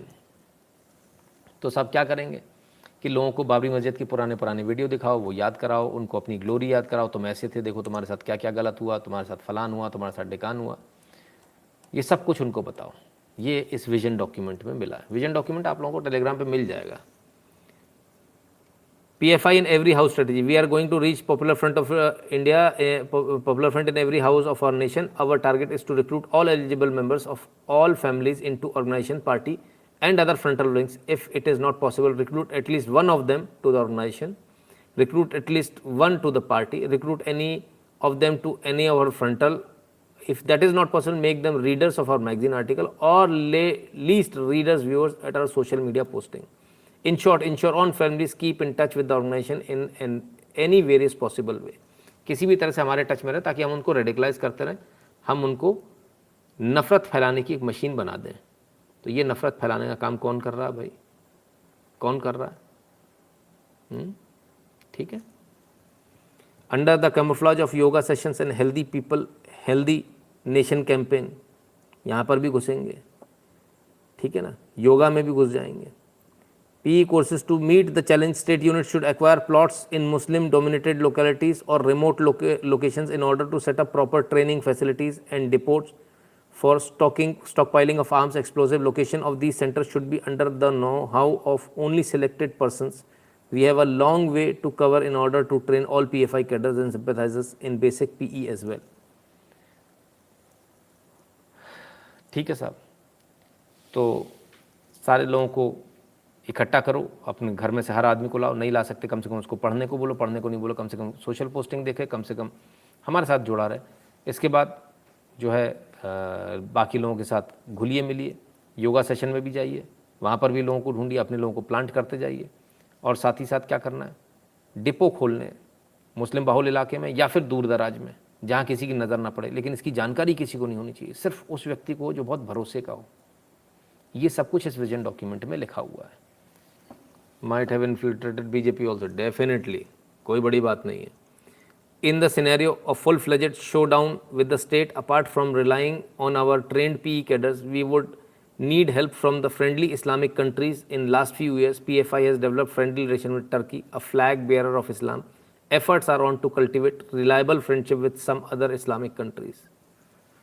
ठीक है साहब, तो विदेशों से इस्लामिक कंट्रीज से मदद लेंगे, ठीक है ना, ये सब करने के लिए। चलिए,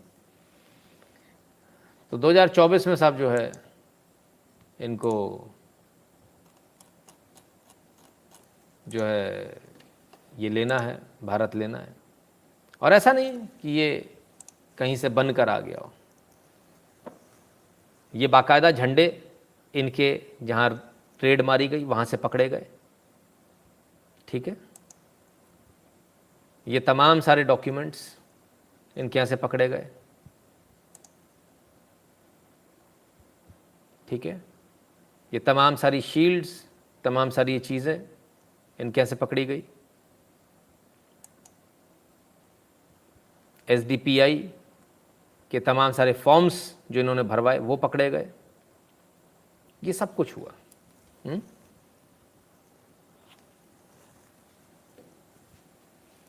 पहले इजराइल पे ट्राई करके देखें, सिर्फ 6 मिलियन है वो, वहाँ तो सर हिम्मत नहीं पड़ती ना, क्या करेंगे, इसलिए वहाँ नहीं ट्राई करेंगे। खैर, तो ये स्थिति है साहब, ये चीज़ इनके पकड़ी गई।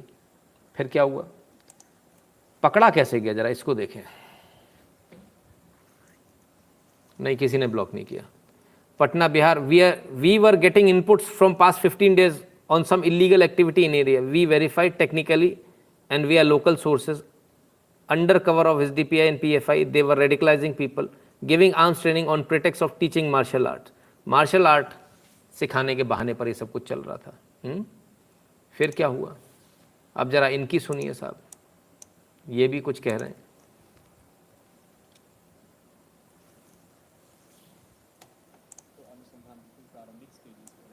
जो पता चला कि ऑर्गेनाइजेशन बेसिकली मोबिलाइज करती थी मस्जिद में और मदरसा में यूथ्स को मोबिलाइज करते थे और कठोरता की तरफ, जिसको हम अंग्रेजी में रेडिकलाइजेशन बोलते हैं, उसके लिए ये लगातार कार्यशील थे।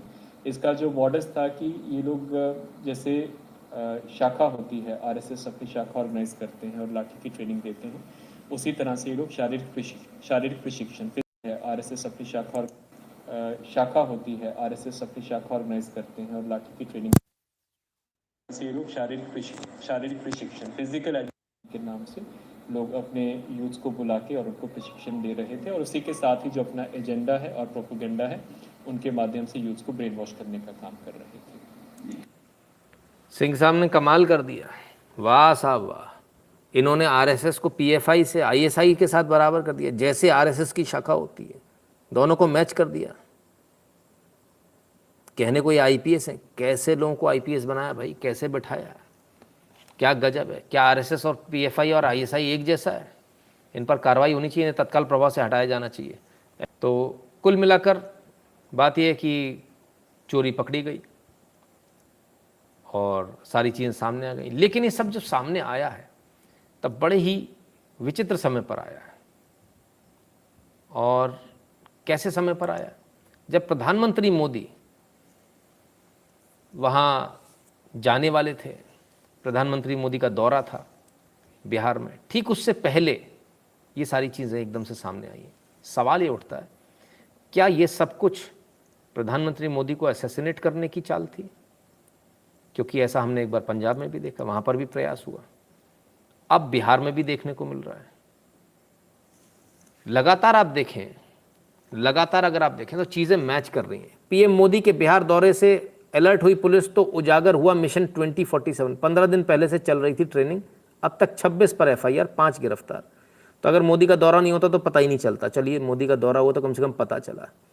तो 15 दिन से इनकी ट्रेनिंग चल रही थी, ठीक है ना, और 26 लोग अरेस्ट हुए, 5 गिरफ्तार हुए, 26 पर एफआईआर हुई है। सवाल ये है कि क्या ये नरेंद्र मोदी को मारने का प्रयास था? क्या ये मोदी को असैसिनेट करने की प्लानिंग चल रही थी? प्रधानमंत्री को फिर से एक बार जो है वो खतरा है, लगातार खतरा आपके सामने बढ़ता जा रहा है। तो खाली प्रधानमंत्री को नहीं, और भी लोगों को कुछ को खतरा है। देखें जरा कहाँ है। और आप तो कह रहे थे हमको बचाने आएंगे, ये तो खुद ही सबके सब टेंशन में बैठे हैं। क्या हुआ भैया, आइए देखें। हरियाणा राज्य के मुख्यमंत्री मनोहर लाल खट्टर ने चंडीगढ़ में विधायकों को आ रहे धमकी भरे फ़ोन पर वरिष्ठ पुलिस अफसरों के साथ बैठक की। तो धमकी भरे फ़ोन आ रहे हैं साहब, कहाँ से आ रहे हैं? दुबई से आ रहे हैं। यह किसी दूसरे देश का मामला है, क्योंकि जो फ़ोन आए हैं वो दुबई से आए हैं और सभी फ़ोन एक नंबर से आए हैं। इसके लिए हमारी नेशनल एजेंसी के साथ हमारी स्पेशल टास्क फोर्स संपर्क बनाए हुए, हम कोशिश कर रहे हैं इसकी जल्द पता लगा लें। तो साहब ये स्थिति है। मंत्रियों के फ़ोन नंबर कैसे आए? पहली बात ये है इन लोगों के पास में। और इनको धमकी देने वाले जो लोग हैं वो कौन है, अभी तक पता क्यों नहीं चला? ये भी पता चलना चाहिए था। बड़ी विचित्र बात है साहब, बड़ी विचित्र बात है। ये सब कुछ हो रहा है और बाहर से फ़ोन आके लोगों को धमकाया जा रहा है। After Japan PM association I am utmost worried for Modi ji. हाँ, इसमें कोई दो राय नहीं है जी, बिल्कुल बिल्कुल। उसके बाद तो सभी को चिंता होनी भी चाहिए। अब मैं आपको आरएसएस चीफ का एक बयान सुनाता हूँ। चलिए ज़रा पहले बयान सुनिए, क्या बयान है इनका। मनुष्य के पास अगर बुद्धि नहीं होती तो man is the weakest animal of the earth. लेकिन एक कॉग्निटिव इंपल्स आया कभी उसके जीवन में, उसने उसका जीवन बदल गया, सर्वश्रेष्ठ बनाया। लेकिन केवल खाना पीना, प्रजा बढ़ाना, ये तो पशु भी करते हैं ना। जो ताकतवर है वो जी लेगा। खाना पीना, प्रजा बढ़ाना, ये तो पशु भी कर लेते हैं, सही बात है। इसलिए प्रजा बढ़ाना कम होना चाहिए। और क्या? जो ताकतवर है वो जी लेगा। Is the law of the जंगल। मैं आपको रुक रुक कर इसलिए बता रहा हूं ताकि आपको समझ में आना चाहिए। जो ताकत है वो जी लेगा, this is the law of the jungle, यही लॉ है। Survival of the fittest, this is a truth. समझे? Survival of the fittest, this is a truth. Clear है? अब आगे सुनिए। applicable to animals, not to humans. Applicable to animals not to humans, बराबर है। फिर In humans, the fittest persons will make others survive. The fittest will help weakest to survive. That is human excellence. Human excellence है क्या है?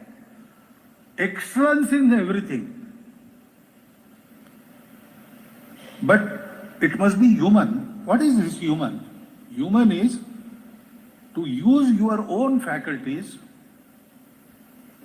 to make the world survive, to make the world grow, to make it a happier, a peaceful world. ये मनुष्य की व्याख्या है, उसके जीवन में ये धर्म है। और यहां हम देखते हैं कि ये पूरी शिक्षा यहां पर दी जा रही है। तो साहब कुल मिलाकर दो बातें बोली और बोला कि ह्यूमन में क्या है। ह्यूमन में ये है कि अगर जो फिटेस्ट होगा वो जो कमज़ोर होगा उसको आगे बढ़ने का मौका देगा, उसको जीने का अवसर देगा। ह्यूमन में ये है। और समस्या तो ये है कि जब आपकी लड़ाई जानवर से हो तब आप क्या करोगे? तब आप कहाँ जाओगे? जानवरों से आप कैसे लड़ोगे? तो साहब जानवरों से लड़ाई लड़ने के लिए आपको survival for the fittest, this is a truth, इसको याद रखना पड़ेगा। ठीक है, चलिए।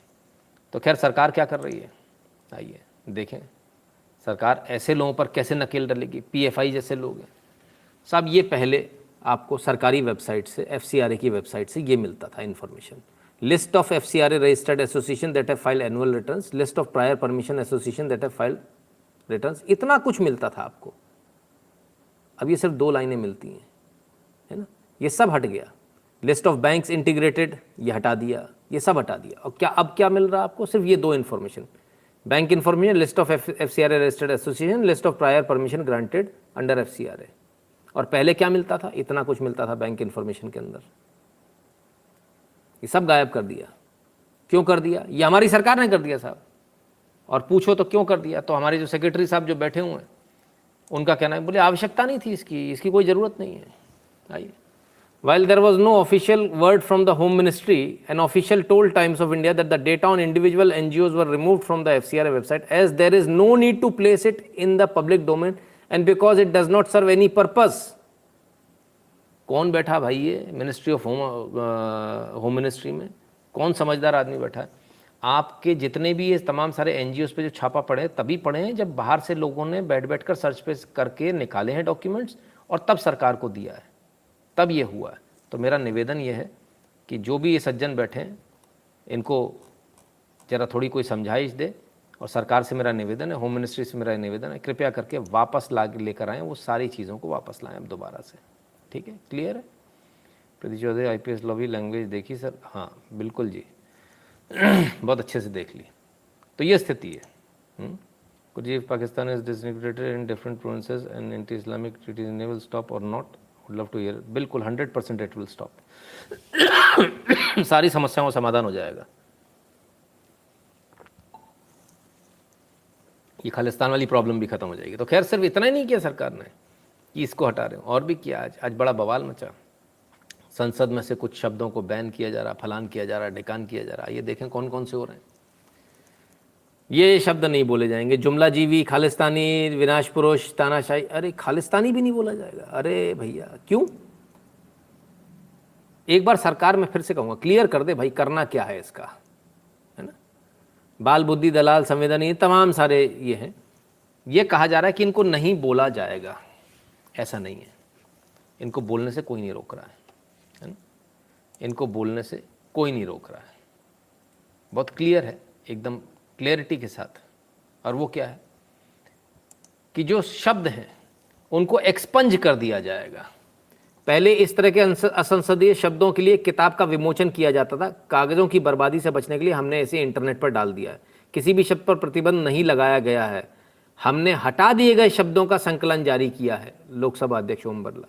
यानी हटा दिए जाएंगे। अगर आप बोलेंगे तो आपका स्टेटमेंट जो रिकॉर्ड होता है सदन में, एक एक शब्द का रिकॉर्ड होता है, उसमें से उसको एक्सपंज कर दिया जाएगा, यानी हटा दिया जाएगा। क्या उन्होंने 1100 पन्नों की इस डिक्शनरी असंसदीय शब्दों को मिलाकर को पढ़ा है? अगर वे गलतफहमियां नहीं फैलाते, ये 1954, 1996, 1992, 1999, 2004, 2009, 2010 में जारी की गई थी, 2010 से सालाना आधार पर रिलीज हो रही है। तो ये जो एक कहानी है, जो लोग रोना शुरू हो गए कि भाई साहब असंसदीय शब्दों के लिए फलान हो गया, ढिकान हो गया, तो ये जो है इसको गलत बात है। किसी शब्द को बैन नहीं किया गया, कोई भी शब्द बैन नहीं है, सिर्फ उसको एक्सपंज कर दिया जाएगा। आप गलत बोलेंगे तो उसको एक्सपंज कर दिया जाएगा, ठीक है ना।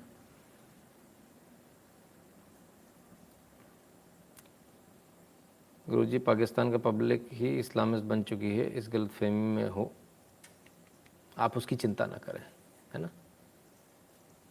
ऋषि शर्मा कहते हैं FCRA to identity sources got it. क्या होता है सर, वो जो हिम्मत जो होती है ना वो टूट जाती है, सारा खेल उसका होता है ना। अभी आप साइकोलॉजी पढ़िए, आपको सब समझ में आ जाएगा, ठीक है ना बॉस। खैर, तो ये तमाम सारी चीज़ें, और इस पर ज्ञान देने लोग भारत को आते हैं, तो ज़रा भारत का ज्ञान सुन लें। आइए, भारत जो है वो पैसा दे रहा है रशिया को, उससे युद्ध लड़ा जा रहा है। War in Ukraine, whereas by purchasing this oil for national interest, India is being asked, "Are you funding this war?" तो आप तेल खरीद रहे हो, उससे आप जो है फंड कर रहे हो इस वॉर को। Buying Russian gas is not funding the war. I mean, why is it's only Indian money and oil coming to India which funds, but it's not gas coming to Europe which funds? I mean, somewhere, let's be a little even-handed out here. Countries in Europe and the West and the United States are so concerned. Why don't they allow Iranian oil to come into the market? Why don't they allow Venezuelan oil to come into the market? I mean, they've squeezed every other source of oil we have. And then say, okay, guys, you must not go into the market and get the best deal for your people. I don't think that's a very fair approach. तो साहब कहते हैं कि हमारे तेल से ही fund होगा, जो पूरा जो यूरोप खरीद रहा है तेल, उसका क्या होगा? उससे फंडिंग नहीं हो रही, उसको रोकना चाहिए। सीधा पलट कर जवाब, ठीक है ना। खैर, बार बार चीज़ों को आपको याद दिलाते रहते हैं। पप्पू शब्द भी बैन होना चाहिए, बिल्कुल सही बात है। आइए, कल हमने आपको हंटर बाइडन की कुछ कहानी बताई थी। उस हंटर बाइडन कहानी में हमने एलन मस्क मज़े ले रहे थे, उनकी कहानी बताई थी। आज एलन मस्क का जो है वो आ गया, और ज़रा उनका भी देख ले।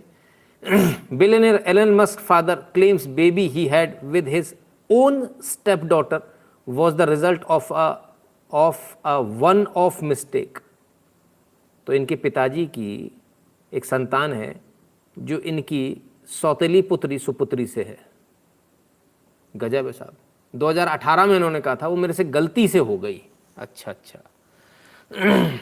वन ऑफ द मिस्टेक, कई सारी गलतियों में से एक मिस्टेक 2018 में कहा था।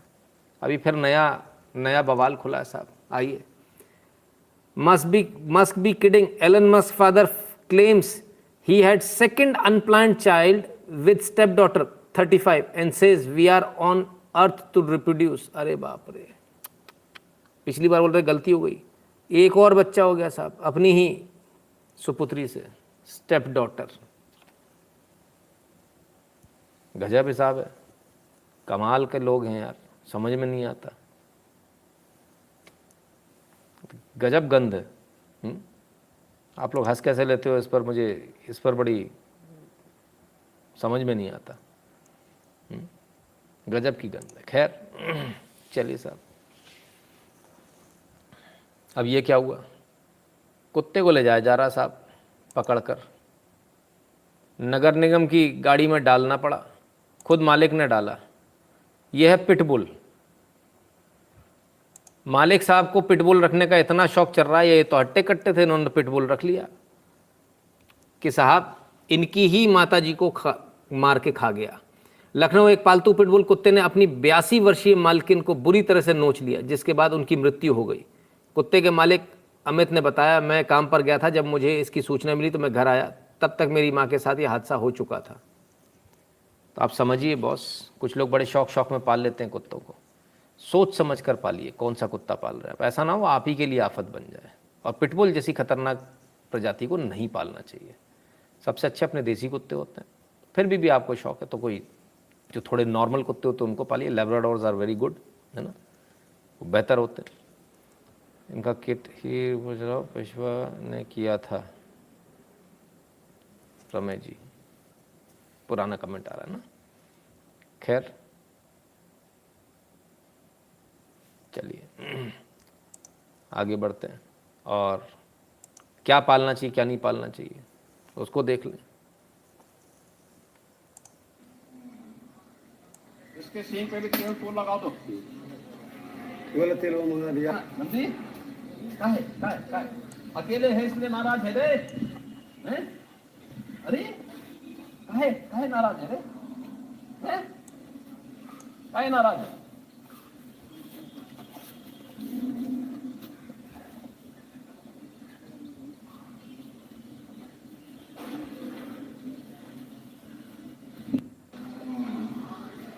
इसके सींग पे भी तेल तो लगा दो। वाला तेल वो मंगा दिया। नंदी काहे अकेले है इसलिए नाराज है रे? हैं? अरे काहे नाराज है रे? हैं? काहे नाराज है?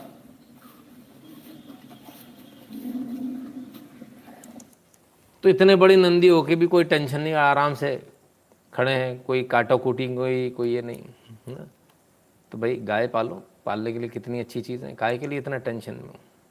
खैर मोबाइल फ़ोन किस किस के पास में, ऑब्वियसली जितने लोग देख रहे हैं सबके पास में, और भी कुछ लोगों के पास है उन्हें आपसे ज़्यादा अच्छे से चलाना आता है। अगर आपको विश्वास नहीं हो तो इस वीडियो को देख लीजिए। हाँ ओई तेरी, अरे भाई साहब टच स्क्रीन, अरे गजब, उंगलियों से ओफो चल गया। अब वो इसको ज़रा दोबारा देखिएगा, देखिए इसने पहले चलाया, इससे नहीं चला, बड़े वाले से नहीं चला। अब ये छोटे वाले ने उंगली बड़ी करके अब वो अपनी उंगलियां देख रहा है। ये देखिए इधर पे अपनी उंगली देखता है। चलाया नहीं चला, मुंडी डाल के देख रहा, दूसरे ने चला, अबे वो तेरी चल गया, तो मेरी उंगलियों में क्या दिक्कत थी? चल गया, मेरी उंगलियों में क्या दिक्कत है? और अपने अभी घर में भी ऐसी होता है, बड़ों को नहीं आता, छोटों को चलाना पहले आता है। इधर पे भी वही है, बड़े को नहीं आ रहा, छोटे को पहले आ रहा है, और वो भी छोटा और छोटा वाला। मम्मी लगता है आपके हाथों में कुछ लगा है, कुछ गड़बड़ लग रही है हाथों में। ये देखो मेरे हाथ में क्या हुआ, दिखाओ जरा, मेरे को लगता है तुम्हारे हाथ में कुछ गड़बड़ है। हाथ नीचे करो, तुम अपने हाथ मत लगाया करो, तुमसे नहीं चलता है। लोग शेडीमेड पिटबुल पाल के अपने को ही खतरे में डाल रहे हैं। हाँ लोग, बिल्कुल सही बात है। रॉबिन जी कहते हैं owner is the problem, animal have no fault, this types of people make their dogs aggressive. हाँ फॉर टशन, बिल्कुल सही कह रहे हो आप। I have seen many Indians mistreating their pets. बिल्कुल, ये बिल्कुल सही है। ये तो हमने भी देखा। नहीं कुत्ता तो खूंखार होना चाहिए, वो खूंखार अपने को ही काट लेता है। कमाल है, ये स्थिति है। खैर आइए,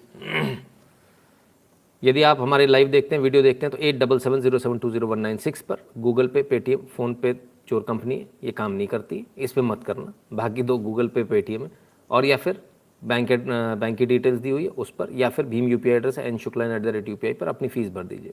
ठीक है। पेट्रेन जो भारत के बाहर है वो patreon.com/नितिन शुक्ला पर जाकर और paypal.me/नितिन शुक्ला GWL पर जाकर सपोर्ट कर सकते हैं, कंट्रीब्यूट कर सकते हैं, क्योंकि आप लोगों के कंट्रीब्यूशन से ही ये लाइव चलता है। अन्यथा लाइव को हमको राम राम कहना पड़ेगा, और तमाम सारी और जो जानकारियाँ आप तक जो पहुँचती हैं उसमें आपको बाधा मिलेगी। खैर, तो ये था आज का लाइव। कल फिर मिलेंगे बहुत सारी न्यूज़, बहुत सारे एनालिसिस के साथ, और तब तक के लिए स्वस्थ रहिए, मस्त रहिए, चिंता मुक्त रहिए। नमस्कार, अपना ख्याल रखिएगा।